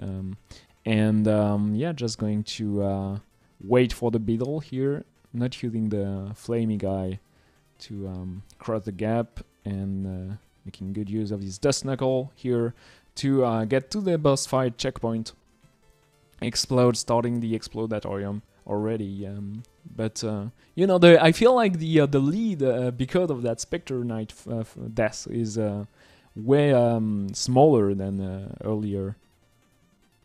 Yeah, and that's the kind of thing that can throw you off too. We do see him take a hit or two here from these jars that are kind of popping up, and down to the final hit in the Exploratorium. I was going to say Explodatorium, but his name is Explode Your Ear, so I wanted to say Explodatorium, and then that was... So that got away from me a little bit, but he does get his health. He does get back up out of that scary situation. It did not get away from Explode. We got a Mole Knight kill from Mazimov, Devil Tifa as well.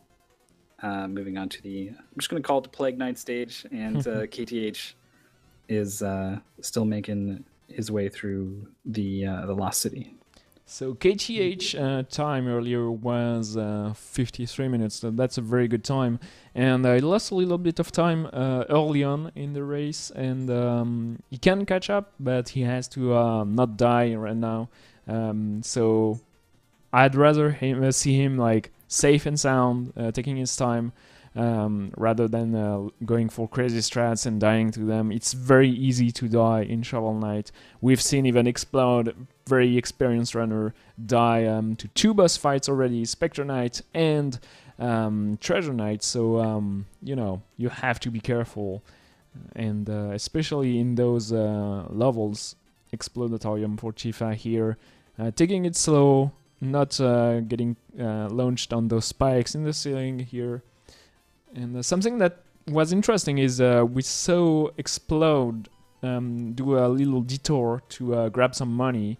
He died on Spectre Knight and could not grab his cash back, so he must have like a counter in mind, and you know, be sure that he can buy everything he needs, because at the end of the level here he's going to do for some shopping for the Conjurer Coat and the Charge Slash, so he needs I guess that's 7.5K. I don't remember exactly. But I think it's 7,000 even. Even, yeah. I don't remember the Conjurer's Coat price. It is about that. Okay, so we'll see in just a little bit as Explode is defeated Plague Knight. Had a bit of trouble tracking him down, but did an admirable job. And with 8,500 thousand rather is going to have plenty. Yeah, it's 4,000 and then 3,000. 3 or 4. Yeah. It's an even 4. I know that. Okay, so that's 8K total. So cutting it pretty close. Yeah, you want to be sure. Plague Knight gives 2.5K, so you want 5,500 going into the fight. So he made it sure, so he could do everything he needed in his route. Next buy for him is Propel Dagger, which cost 4K also, so he's going to grab a little bit of money here and there in the Treasure Knight fight, because he will not have much during Propeller Knight stage, the flying machine. So, you know, just that's something you have to keep in mind while doing all those crazy strats and jumps and boss fights, which adds to the difficulty. But, you know, it's still easier rather than do low percent, where you do not buy anything and you have to go with only your shovel and 4 HP doing everything. The Devil Tifa has cleaned up Plague Knight. Mazimov is picking up some turkey before jumping into the boss fight. Definitely not the kind of boss fight you want to come in with less than full health if you can help it. Doing a really good job there of using the knockback on the shovel to actually stay ahead of Plague Knight while still constantly dealing damage. Really solid fight. Nice job from Mazimov. Yeah, that's that went fast. Devil Tifa doing is 8,000 shopping with exactly how much gold he needed. Like he is just with 188 right now, which is not much. So yeah, good counting on his route. And yeah, going into the Treasure Knight stage, the Iron Well. KTH finishing the Plague Knight stage, and Mazimov a couple of screens behind Devil Tifa. The race between those two is very close, but Devil Tifa for the overall tournament has a 9 points lead, so you know that's that much Mazimov has to catch up. Each point equates to 9 seconds. So, you know, that's a minute and 21 seconds exactly. He has to lead, he has to secure to be ahead of Devil Tifa for the 4th place maybe in the tournament. So, you know, that's something to keep in mind. That's the kind of thing that, you know, one bad death, one bad boss fight can absolutely be a swing of that much time. Especially if there's a broken checkpoint in the mix. I don't think we're going to be seeing too many of those from this point onwards, but yeah, even just one bad death can cost, you know, minutes. So definitely could see a change in position between those two and many other players who are all still racing, either continuing their first initial run to put a time on the board, or who reset and came at game number 2 fresh, like we're seeing from our players today. We saw Exploud get the 1 cycle here. Very tricky to get 3 hits with the Dust Knuckle on the Anglerfish. Seeing a lot of 2 hits from these players today, but they're still getting the 1 cycle, and that's the bigger time save. We'll see how it goes for Mazimov. Oh, it doesn't have any mana left, so he has to hit him with the shovel, so the 1 cycle is very hard here. A couple of hits left. 1, 2, yeah, 2 hits. That's not much. Oh, and yeah, since we started this race, we got 20 more runners finishing the first one. So yeah, grats to all those: Cantos, Ronnie, Metalo, Manchon, Rocher, Phoenix Eraser, Fabulous, Babast, Penguin, Fireman, Celian, The Mask, Jinkin, Ryuka, Elgin, Magic, Anodim, completing the game and missing the second race, but by not much. But yeah, that's some scores they will put on their player card, which is always nice. I like the dedication to the shoutouts there, but yeah, get those players there too. Congrats for coming out and showing off what they've learned in this first week of Shovel Knight. We saw Exploud in the dream sequence actually using a series of pogos and damage boosts to get way up high to catch Shield Knight. Pretty cool. And is now going to be moving on to the Flying Machine. Devil Tifa wrapping up the Treasure Knight fight, making it look easy, damageless, no problem. Mazimov just behind Devil Tifa. Yeah, 1 boss fight is not much, but he has only 3.5 HP. It's very easy to die during boss fights. He has a Chaos Orb, which makes it a little bit easier, but yeah, careful. Treasure Knight does hurt quite a lot. But yeah, as I said, that it's already done for Mazimov as KTH goes for the quick kill here. Yeah, does it in 1 cycle. Very nice. With the Dust Knuckles and the Charge Slash. Very effective weapons. Some boss fights down all around. Devil Tifa in the dream sequence. Seems to be trying to collect money, but I don't remember seeing any other purchases from Devil Tifa from this point on in the route. So maybe this is a backup meal ticket money, but no, it is leaving the free meal ticket right there. So just kind of having some fun, I think. He needs 4K to buy the Propeller Dagger, so I don't know exactly how much he had, but yeah, maybe just like try to die as fast as possible, but his muscle memory made him collect money or just ensure that he had enough for proper dagger. Explode just about that weapon, and once again, this is the most efficient movement weapon in the game. Very cool, very tricky to use from time to time, but we did not see anyone dying trying to use it in the first race. So yeah, everybody's doing a good job at doing the skips and the correct usage of the propeller dagger. Yeah, we saw some missteps, we saw some deaths, but were related to other things, particularly that I'm thinking of that ridiculous moving water fountain thing that gave Melee some trouble in the Tower of Fate. That's a sequence that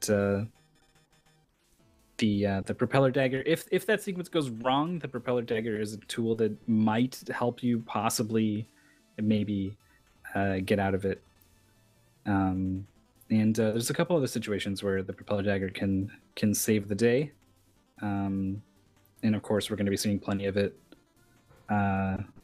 in the planned execution of these rooms, less so than the unplanned, how do I save myself from this bad situation? Yeah, it's almost impossible to use the weapons just to save yourself, just because of the weapon swap. So like in Mega Man X, you press L or R to swap weapons, and if you don't have the correct one selected, it's just going to be a nightmare.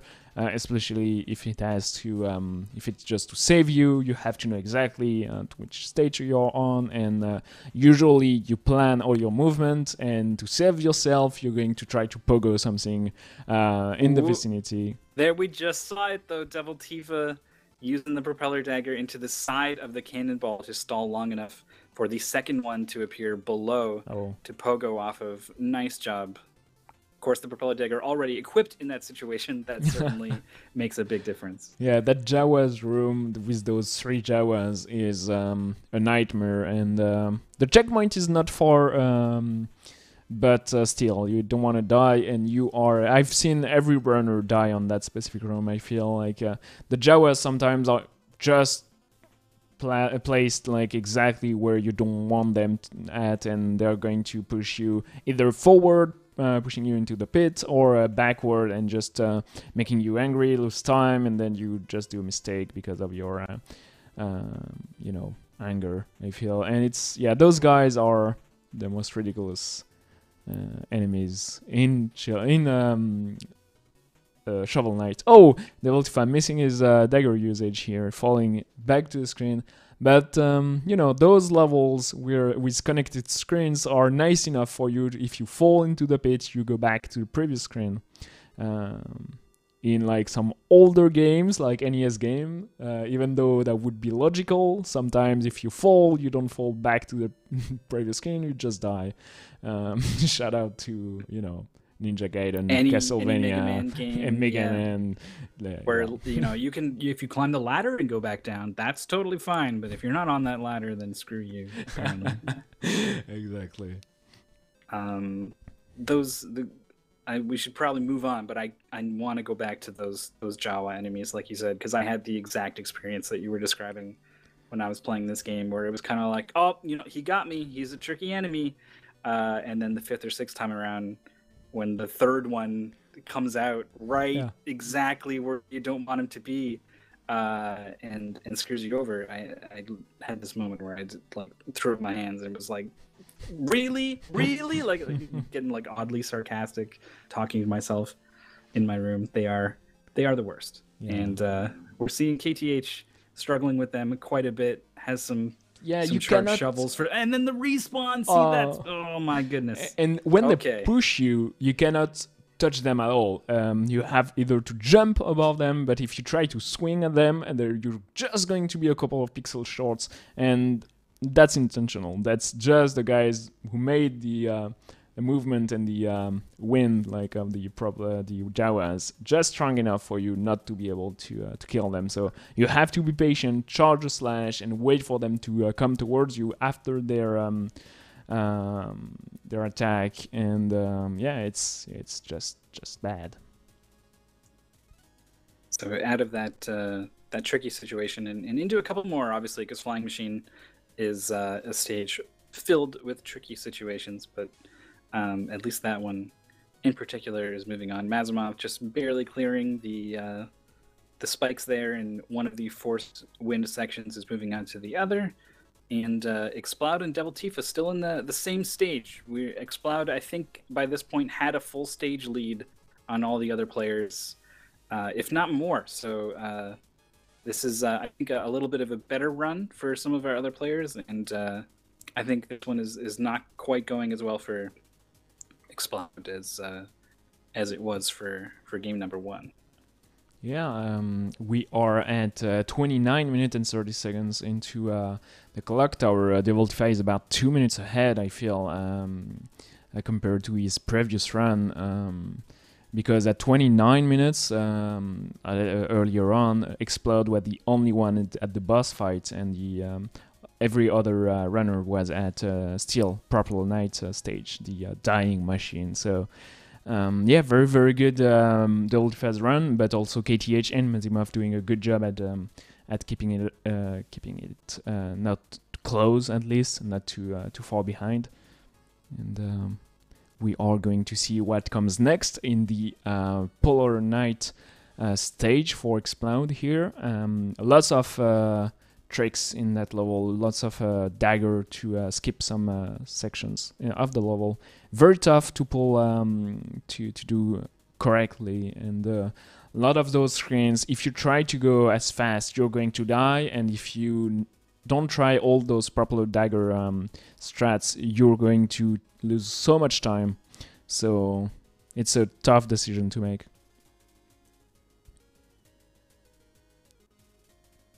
So we had pretty solid Propeller Knight fights from Mazimov and KTH.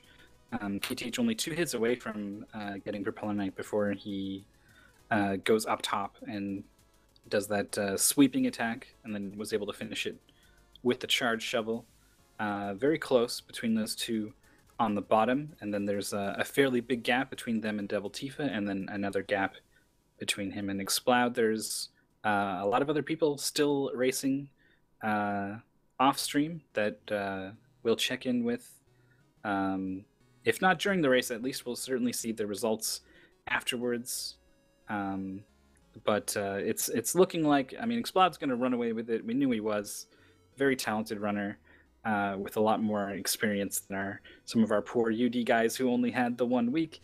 But it's looking like among the people who have been in it for the 1 week, Devil Tifa is looking to be the one who's going to come out on top here. Is looking very strong.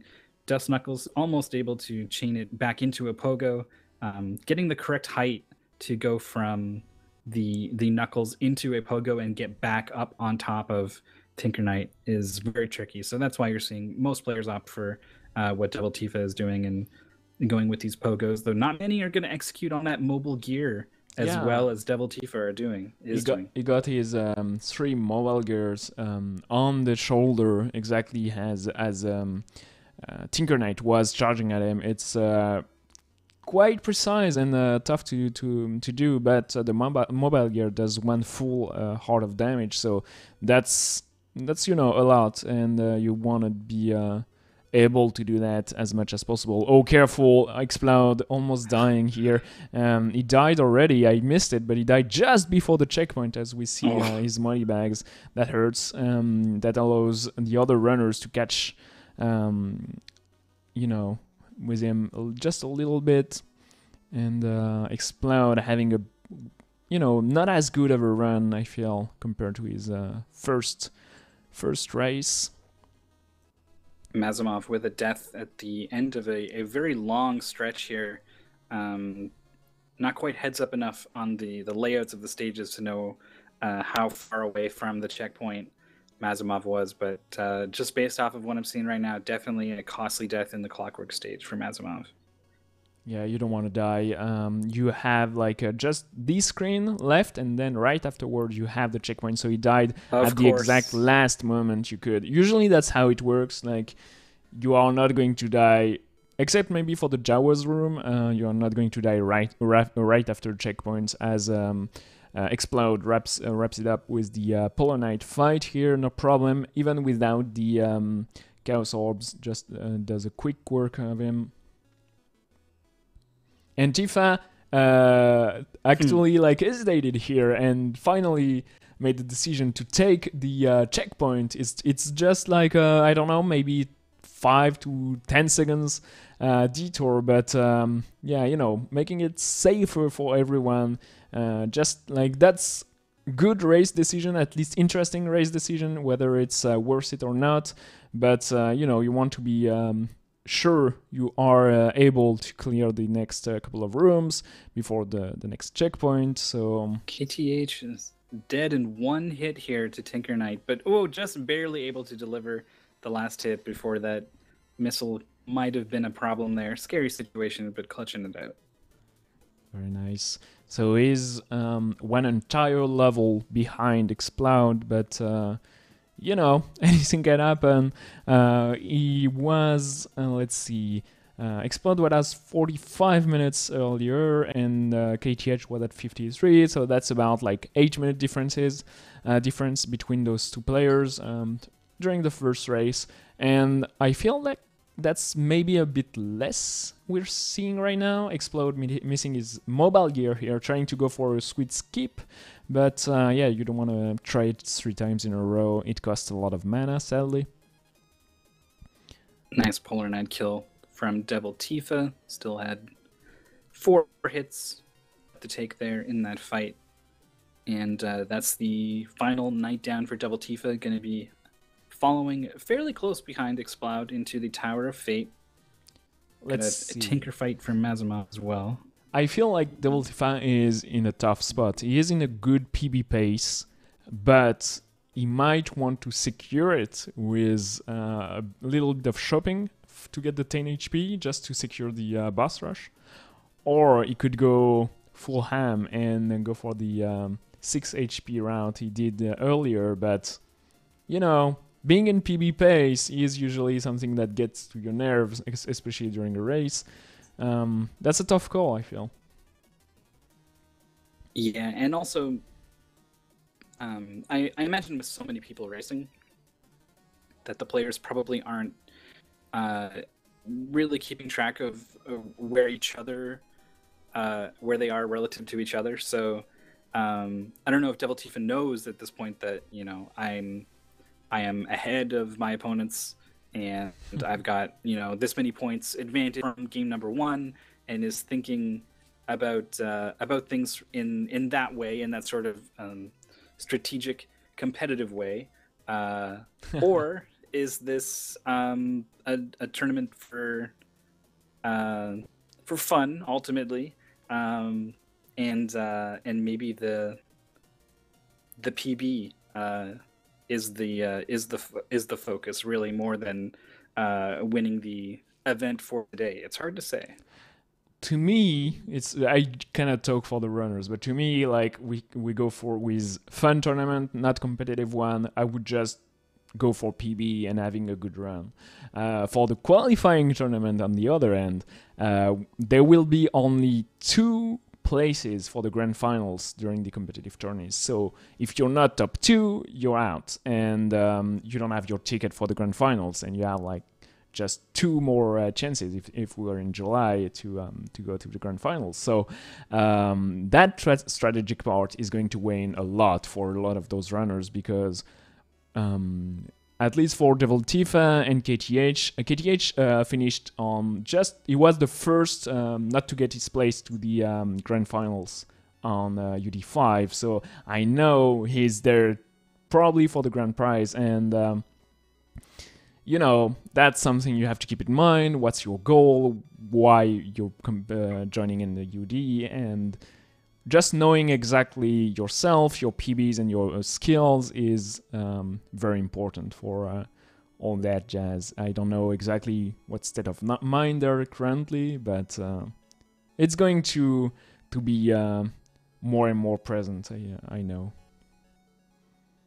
I'm really curious about this, mostly just because it's an interesting opportunity to learn a bit about the Devil Tifa. Are they the sort of person who is like, no man, I'm on a PB pace, I'm gonna go for the PB, right? Or are they so competitive minded that even for an event for fun where everyone is barely learned what they need to finish a speed run, even still, I'm here to win. I'm gonna do what I can to make sure that I come in on top. Just barely missing that final pogo on the Black Knight fight, but otherwise very solid. Devil Tifa, regardless of what mindset they are in right now, playing Shovel Knight very, very well. So yeah, for those curious, the grand prize, what you have to gain in during the UD is just like the top 4 is going to be invited to France and play live for the final show of the UD6. But if you win on stage, you don't gain anything but glory. It's just like usually you have gained like quite a huge audience on Twitch followers. You have learned like 10 speedruns at a very high level, and you've flown to France, so that's already good enough, we feel. But maybe later on during UD 10 with all our sponsors, we'll have a grand cash prize. I don't know. But maybe it's, and who knows what direction competitive speedrunning is taking. The vast majority of speedrun competitions to date have always been about fun in the end. Yeah, not so fun to be down to one hit against Polar Knight in that tricky situation. So against King, where I thought he would have been going right for that chicken, but no, did want to opt for the first few hits on King Knight there. If something was mistimed, that would have been a hit, that would have been a death. So pretty risky, but at the same time, the King Knight fight is so sort of scripted. There is a set of inputs that you want to follow through on, and maybe Exploud uncomfortable breaking away from that to interrupt it and go for that chicken right away at the start of the fight. Either way, did pull it off. Taking a lot of hits here, but yeah, that works for Plague Knight. And King Knight is... It's risky to go with like no chance, but maybe it's the best one to go with only like 1 HP. Careful Getting the though. Pattern from Treasure here. Way up top, the best you can really do is get the charge shovel going. Yeah, eats a pretty big coin explosion there, but Treasure Knight is now down onto Propeller. Okay, Purple Knight, once you know exactly the patterns and how to manipulate his slash, very, very clean fight, didn't use anything, no relic, no mana, no charge slash, just his shovel. Explode is a very talented low percent runner, and I feel like that's where we can see that, that experience. Oh, bad luck here, bad guesswork on Spectre Knight. Able to chase him down. Meanwhile, Devil Tifa starting the boss rush as well. These bosses, they take some time, so it can be nice to think that Devil Tifa has caught up, is in the same room as Exploud, but there is still a fairly big gap between them. Assuming Exploud is able to clean this up and move on, got down to 2 health there at the end of Mole Knight. Is going to be moving on to Tinker here. Tinker last, I feel, is very good because you can pre-shot that gear. Yeah.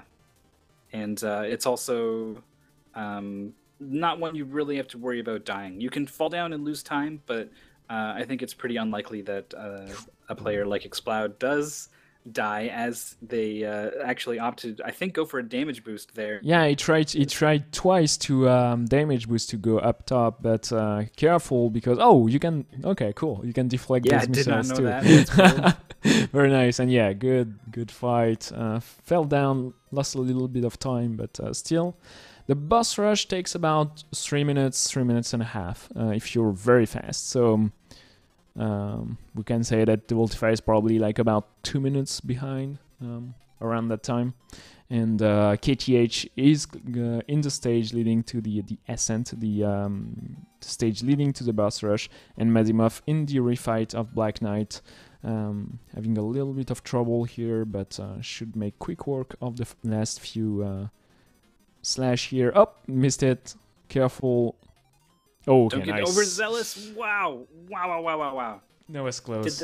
Did the charge shovel actually hit the meteor? Can you interact with it that way when it's falling, or was that just the final hit and got invincibility through that? I don't know. I'm not sure. I never seen anyone charge slash the meteor. So it's probably not. It's really big, and if you could just knock it back, like that would be amazing. But yeah, probably not a thing. Probably just barely getting ahead of the meteor for that kill, super close. So amazing finish. The game is very nice to the players, and if you get a double KO, like if you die but you have a Chaos Orb that bounces and kill the boss, any double KO will be always in Shovel Knight's favor. So you will be put back to life with half an HP if the boss dies, either during the boss rush or during like the fights in those stages. So yeah, the game is quite nice to the players, and Explode is going to kill the Enchantress before the end of the first phase. Yeah, had the charge shovel there, and it was just hoping the Enchantress comes close enough on those dives, and did. Devil Tifa one boss away from completing the boss rush. Let me get a look at some of the other players competing here. Allaman, Psychouse, Draconis, and I believe Mel West all in the Tower of Ascent. Yeah, Mel West just died. As we see his checkpoint count here, and Draconis and Psychos on the Black Knight 2. But yeah, Explode should be done soon as the Enchantress 2 fight starts. But screen is freeze for me. Just give it a moment. Just doing guesswork. When you said the Enchantress fight started, I was like, is he seeing something I'm not seeing? We'll figure this out. But in the meantime, UD6 is it continues. This is week 1. This is our tournament to cap off the first week of Shovel Knight, and unfortunately we are gonna cut back to us. Yeah, sorry. I know you don't want to see our faces right now. As soon as I got the feedback, I will be putting it on. But I guess sadly the race is ongoing, and the runners are not. They're still going. Yeah. They're still gonna upload their times, and we're gonna get those times. We're just not gonna get to see it. Yeah, I hope like it's not too bad. But yeah, in the meantime, let's talk about maybe the next game, because that's the big announcement we have to make, and we'll have either the time of the players or the feed up as soon as possible. So you said you don't remember the game. No, I'm tempted to start digging through some conversations to pull up a list of 10, but. Instead, I'll continue talking into the webcam, and take a peek at the stream and unmute and whatever, because I love the production stuff that the UD6 guys that you guys put together to reveal the games. I'm super looking forward to it, even if I should know what it is. Yeah, so I've prepared, because I will just give some hints. I will not spoil it, but you should maybe be able to figure it out if you have like if it clicks. But first thing I had to prepare for the announce. So it's not like an easy game. It's not a game you just go from left to right, or from FPS goes from start to finish, but it's more convoluted than that. And very important information. We started with the modern game, like 2014 Shovel Knight. So to mix it up, it's a older game, but it's not like first gen. Like we're never doing first gen like a very old console, but it's not like NES or SNES generation. So it's a bit between those two. And yeah, apparently the French stream died, so that's why we don't have the feed. So at least we're still live, and that's true. Welcome, French viewers who are now have sort of migrated over here. Welcome. Yeah. So yeah, I'm very sorry about that. Technical difficulties, and sadly we are not going to see it, but Explode did finish with a time of 46 minutes and 59 seconds, so barely sub 47. That's worse than what he did. He was like about 90 seconds slower than his first run, but first 2 races in a row is tough, and second of all, like you can die so quickly in Shovel Knight, like everything can make quick work of you, and still he is in first place. Yeah, absolutely. It is. It's not too surprising, even when Explode doesn't have the greatest race, still able to come out on top of the competition today. Though after a week, I'm surprised. Well, maybe I'm not surprised because I've seen Devil Tifa play for many weeks now. But it is still impressive that Devil Tifa able to keep Explode honest here. I'm sure just based off of the status of the boss rush where Devil Tifa was, if there was a bad Enchantress death or two, Devil Tifa was right there to capitalize. So to be able to get to that level in a week, super impressive.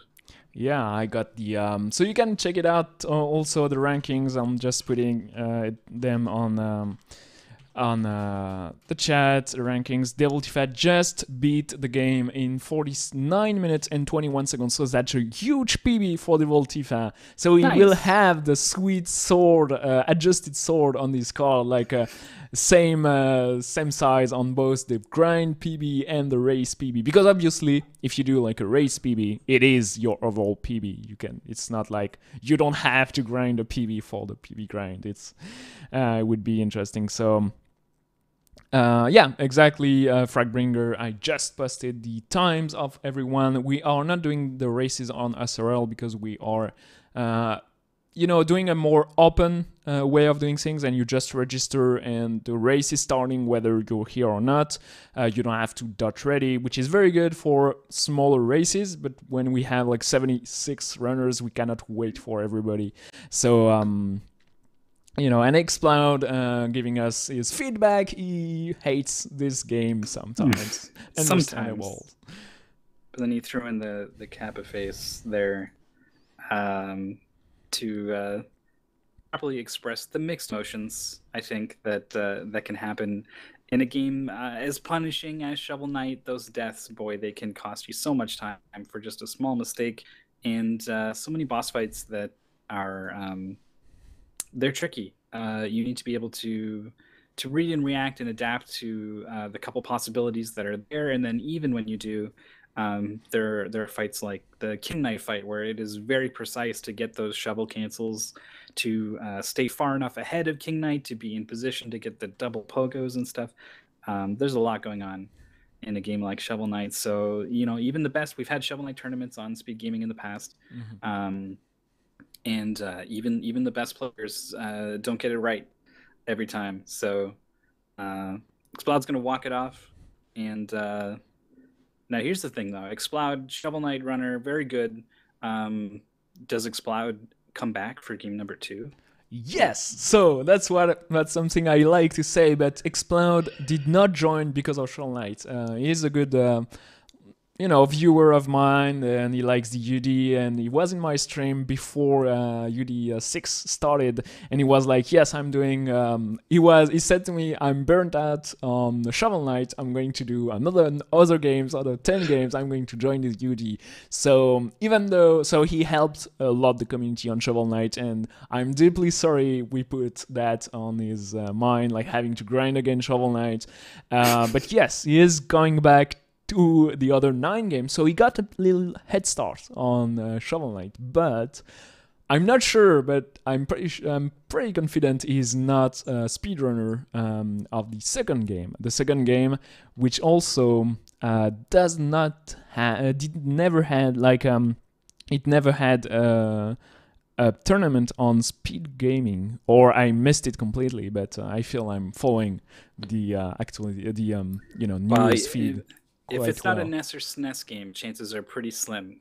Those are our bread and butter around here. So we have branched out a little bit, but chances are pretty good that this is going to be a new one for speed gaming. I do want to double back. So Exploud decided to join UD6 before Shovel Knight was announced as game number 1. Yes. So he's like, all right, let's do it. I'm ready to learn something new. Let's go. UD6. Game number 1, bonk, hits him right in the face. That's pretty good. It looks like some of our troubles are being resolved.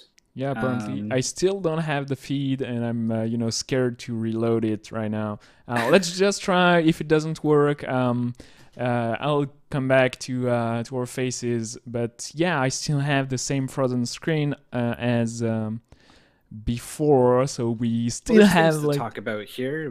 Mazimov is definitely either died or successfully executed on the skip here with the rainbow platform, and we can at least imagine what kind of pace those players were on as we took a brief glimpse back at what was just a couple minutes ago.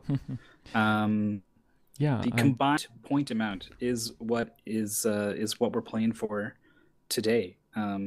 Questions about the format of UD6, because this is it has a very unique format, and there's really good reasons for it, but it can be a little daunting, a little tricky to learn. So if you have questions about what UD6 looks like and what these points mean, definitely hit us up in chat. This is a good time. It's gonna answer those sorts of questions.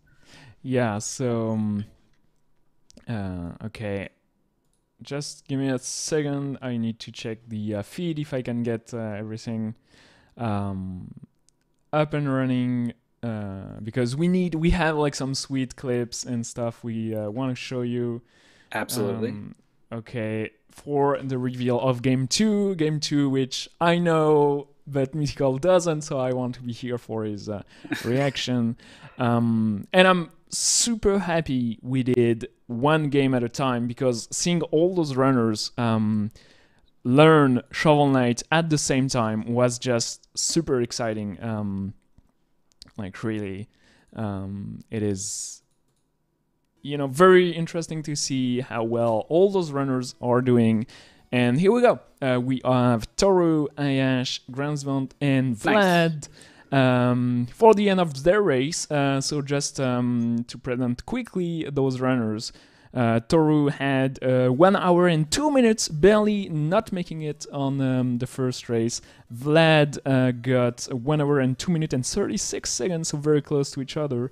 Gransvant is Castlevania speedrunner and tasser that follows the UD regularly, and decided to join on season 6, but did not beat the game on the first race. And Yash, which I don't know personally, did not have the time to beat the game on race 1 either. So he's going to take his time just to submit a time. But some runners are not as experienced as the other, and sadly taking a terrible death here just before the checkpoint on that flying rabbit fairy that just hit you on the ladder. Those enemies are terrible too. Got a couple of Enchantress fights here. Vlad is wrapped up theirs. Toru not able to get any damage done on the dives. Going with blue armor and no magic upgrades, so not a lot of options with the sub weapons. Going to be mostly relying on the shovel here to get it done. So not really fishing for any kind of chaos orb drops through the gaps, or certainly not the suicide drop we saw from Exploud. Just kind of waiting it out, and has a bit of not too much more time to work with to get these last few hits here.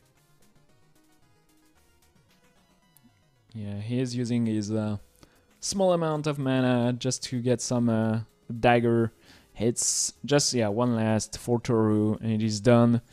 And can we talk a little bit about how awful Shield Knight is during the Entrances 2 fight? Because he or she has a shield, but doesn't protect you except for a couple of attacks, and could as well, just be there for you and protect you, or just put their shield up there so you can hit the Enchantress, but does not do that, which sucks. So, I don't... Well, you're not Shield Knight. There could be a cooldown on the float and hold build ability. Maybe it's like Reinhardt's shield in Overwatch reference that I fully understand, but it depletes. It blocks and depletes, and then needs time to recharge. And maybe she's doing the best she can. It's a very sweet moment where you're reunited and you finally get to fight again with your close partner, and then you're not sure she makes it. I'm not convinced. I'm not going to hear any criticism of Shovel Knight. I won't stand for it. No, sir. Okay, that's a sweet talk about Shield Knight. Maybe I'll forgive them sometime. So here are the standings for the tournament. We got 76 runners.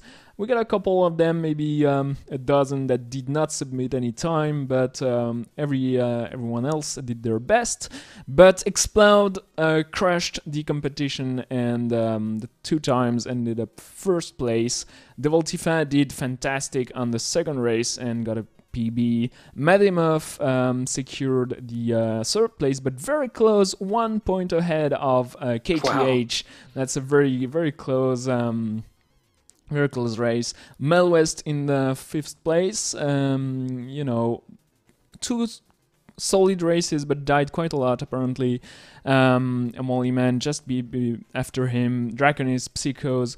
Vlad is the first one that did not beat the game during any of those 2 races, but got like 99 points, 1 hour and 16 seconds on his 2nd race. So that's very, very close to beating the game just under an hour. Just like, an extra couple of runs, and it's going to be able to do it. The Magic Madman, Toru is in the same spot. The Magic Madman did not do the 2nd race. Melee, we've seen forfeit the 1st race, but got 52 minutes and 49 seconds on the 2nd race. Pretty solid time. Lucerant, Cute Shadow, and Zoff just did the 1st race, but sub 1 hour, which is very good. And then I was really glad to see that solid time on the board. For Melee for game number 2. Was playing really well. Things got a little got away from them, and the Enchantress fight at the end there, and was feeling a little unmotivated, I think was the word you used. And you don't want to see that. You come out for fun, and it's hard to have fun when things aren't working. So to come back for game number 2, shake it off and put up a really solid time. 147, if there was back-to-back 147s on the board, we'd be seing Melee in the top 5, I think, right? That would be 3rd place. 147, 147, that would be Mazimov, who did 145, 135. So, Pretty good time. Yeah. So to show off what they're really capable of in game number 2, even if it was off stream, good to see. Cool stuff. So yeah, this is it. That was a very good first tournament of Shovel Knight, just showing off 1 week of learning.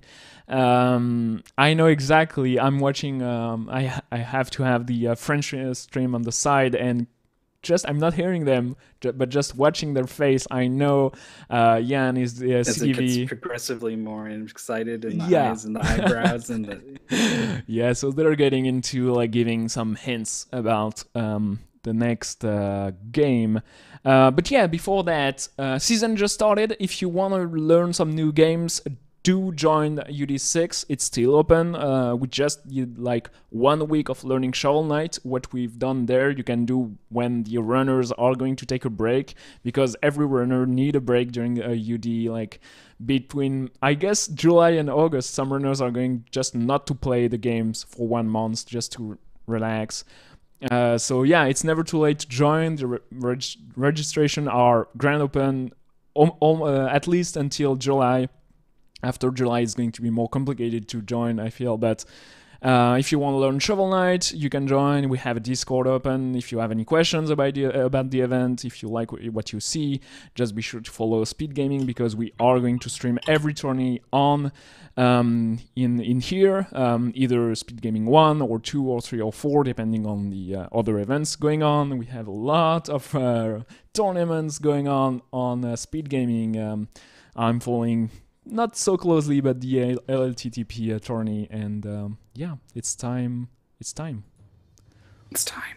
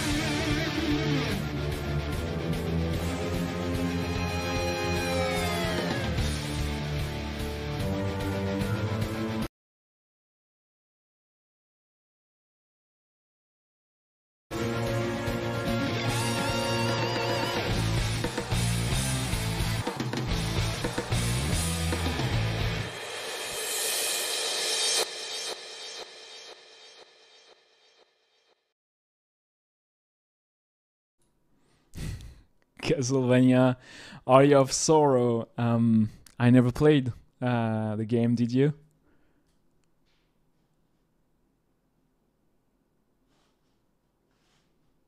I'm still muted. Oh. Pretty sure I played through all of the GBA Castlevania games at some point. They're pretty similar in a lot of ways, so they kind of blend together. I think this is the one I played last, and I think this might be the one where you need particular souls to. There's always some kind of condition you need to meet to get the true ending of the game. That Yeah. I think I maybe blew it on, but yeah, Area of Sorrow, fantastic Castlevania game, part of the newer Symphony of the Night era sort of Castlevania games. The Vania part of the Metroidvania was because of games like this, and The GBA games were there's something of a jewel on the system, really. Not a lot of people have a lot of fond memories about GBA games. I don't know, it was some kind of middle child between the glorious era of the Game Boy that everyone had. Everyone had Tetris and Mario Land, um, and then into some of the I think the DS was really when Nintendo came back roaring on the handheld market. But on the GBA, there are some fantastic Castlevania games, some fantastic Metroid games, and this is one of the crowning jewels of the system for sure. Yeah, so the category is Soma Glitchless, so that's new game, but some glitches are forbidden. The complete rules are on the UD's website and also on speedrun.com page. We are following the community rules. We are not making anything up. And I'm super excited because I love Castlevania games and Metroid games. Metroid games I first played was Metroid Zero Mission 3 years ago. That genre is very new to me. I did not have a Super NES nor a Game Boy Advance, and I missed a lot of fantastic games. So I never played Castlevania Aria of Sorrow, but I did watch the world record and took some notes, like it's the map with everything like noted where I have to go and stuff, because I know it's going to be a tough game to learn, and a lot of runners are going to be scared by Castlevania Aria of Sorrow. So, two things. First, there are a lot of guides and tutorial. There is an active community on Discord, so I hope those guys are going to help us learn the game. Second thing is the RNG into weapon drops is heavily easy to manipulate. So the game has like a frame counter, and depending on the frame you enter a room, you're going to have the same drop. And the game allows you to quit and reload easily inside the same room and resetting that counter. So if you do the same thing at the same speed, more or less, after restart, you will have the same drop. And that's, there are just maybe one or two random drops in the game. And they don't save that much time because a lot of the best weapons are set in the maps and in secret rooms, but in speedrun, like secrets are no secrets anymore. So that's, very good to know about. And I feel like the Soma Glitchless is not a huge category. There are few runs, about like 15 on speedrun.com, where the most of the community is on other categories. So maybe there's time to save, maybe not. But the game is very technical. And the goal, like Shovel Knight, I feel is going to be the 100 points. So you can see below the 100 point mark is 52 minutes. And that's going to be tough. Yeah. I think this is a platformer that is fairly intuitive in just the general movement. Mm-hmm.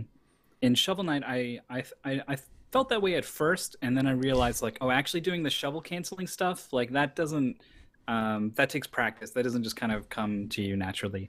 But I think similar to the pogo mechanics and just interacting with ladders and things, if those came naturally to you in Shovel Knight, then I think you will find the movement in this game.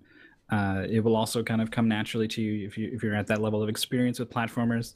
Where things get interesting is the souls, the attacks in this game. Mm-hmm. Still have they operate in some pretty weird ways, some pretty non-standard ways, like the arm bone thing that does that, like that's not, and there's nothing intuitive about that motion as an attack. So there's some stuff that will not come super fast, and so similar to Shovel Knight, some time's going to need to be spent on this one. And like we talked about before, the games are going to start out. I'm going to switch to other side because it's mirrored. They're going to start out really big and meaty to learn, and then they're going to get a little simpler and ramp up towards the end. So we're still up here pretty high. This is going to be some things to learn, and 52 minutes, like that's a long amount of time, just pure lengthwise. Hmm. A lot to learn, a lot to dig into. But the game is just super fun, so that matters so much, I think, when it comes to speedrunning. Yeah. There are people who kind of get into things that aren't fun, and it's because they're not fun that they find the fun in it, or I don't know. I'm not one of those people. If I'm going to speedrun a game, it needs to be fun, and this game is very fun. Yeah, I'm super excited. I'm a bit scared of the runners' reactions, but I feel like it's going to be okay.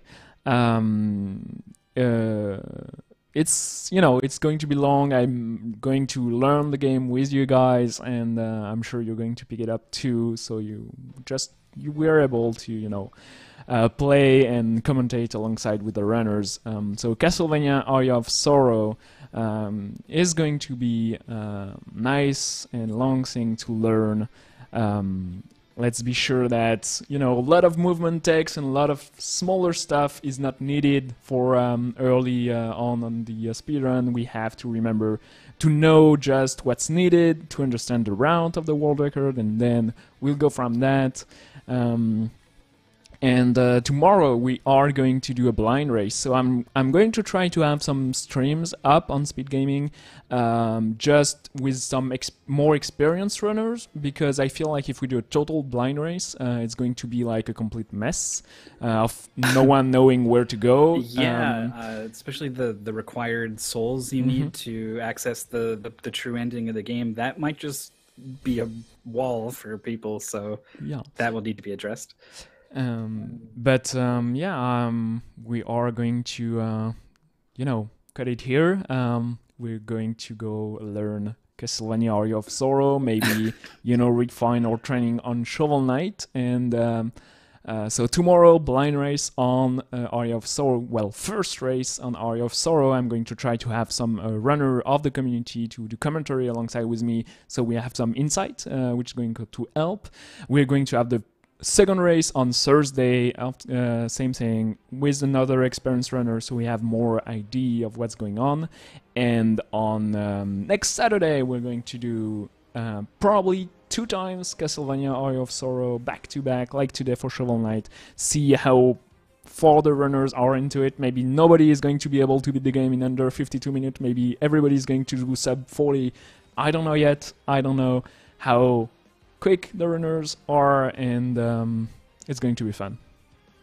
Yeah, so that's 11 a.m. Eastern tomorrow for the blind race, 1 p.m. Eastern Thursday for the community race, and then the same old time of 11 a.m. Eastern next week on Saturday for a very similar event like we saw today with Shovel Knight, but for our newly announced game number 2, Castlevania Area of Sorrow.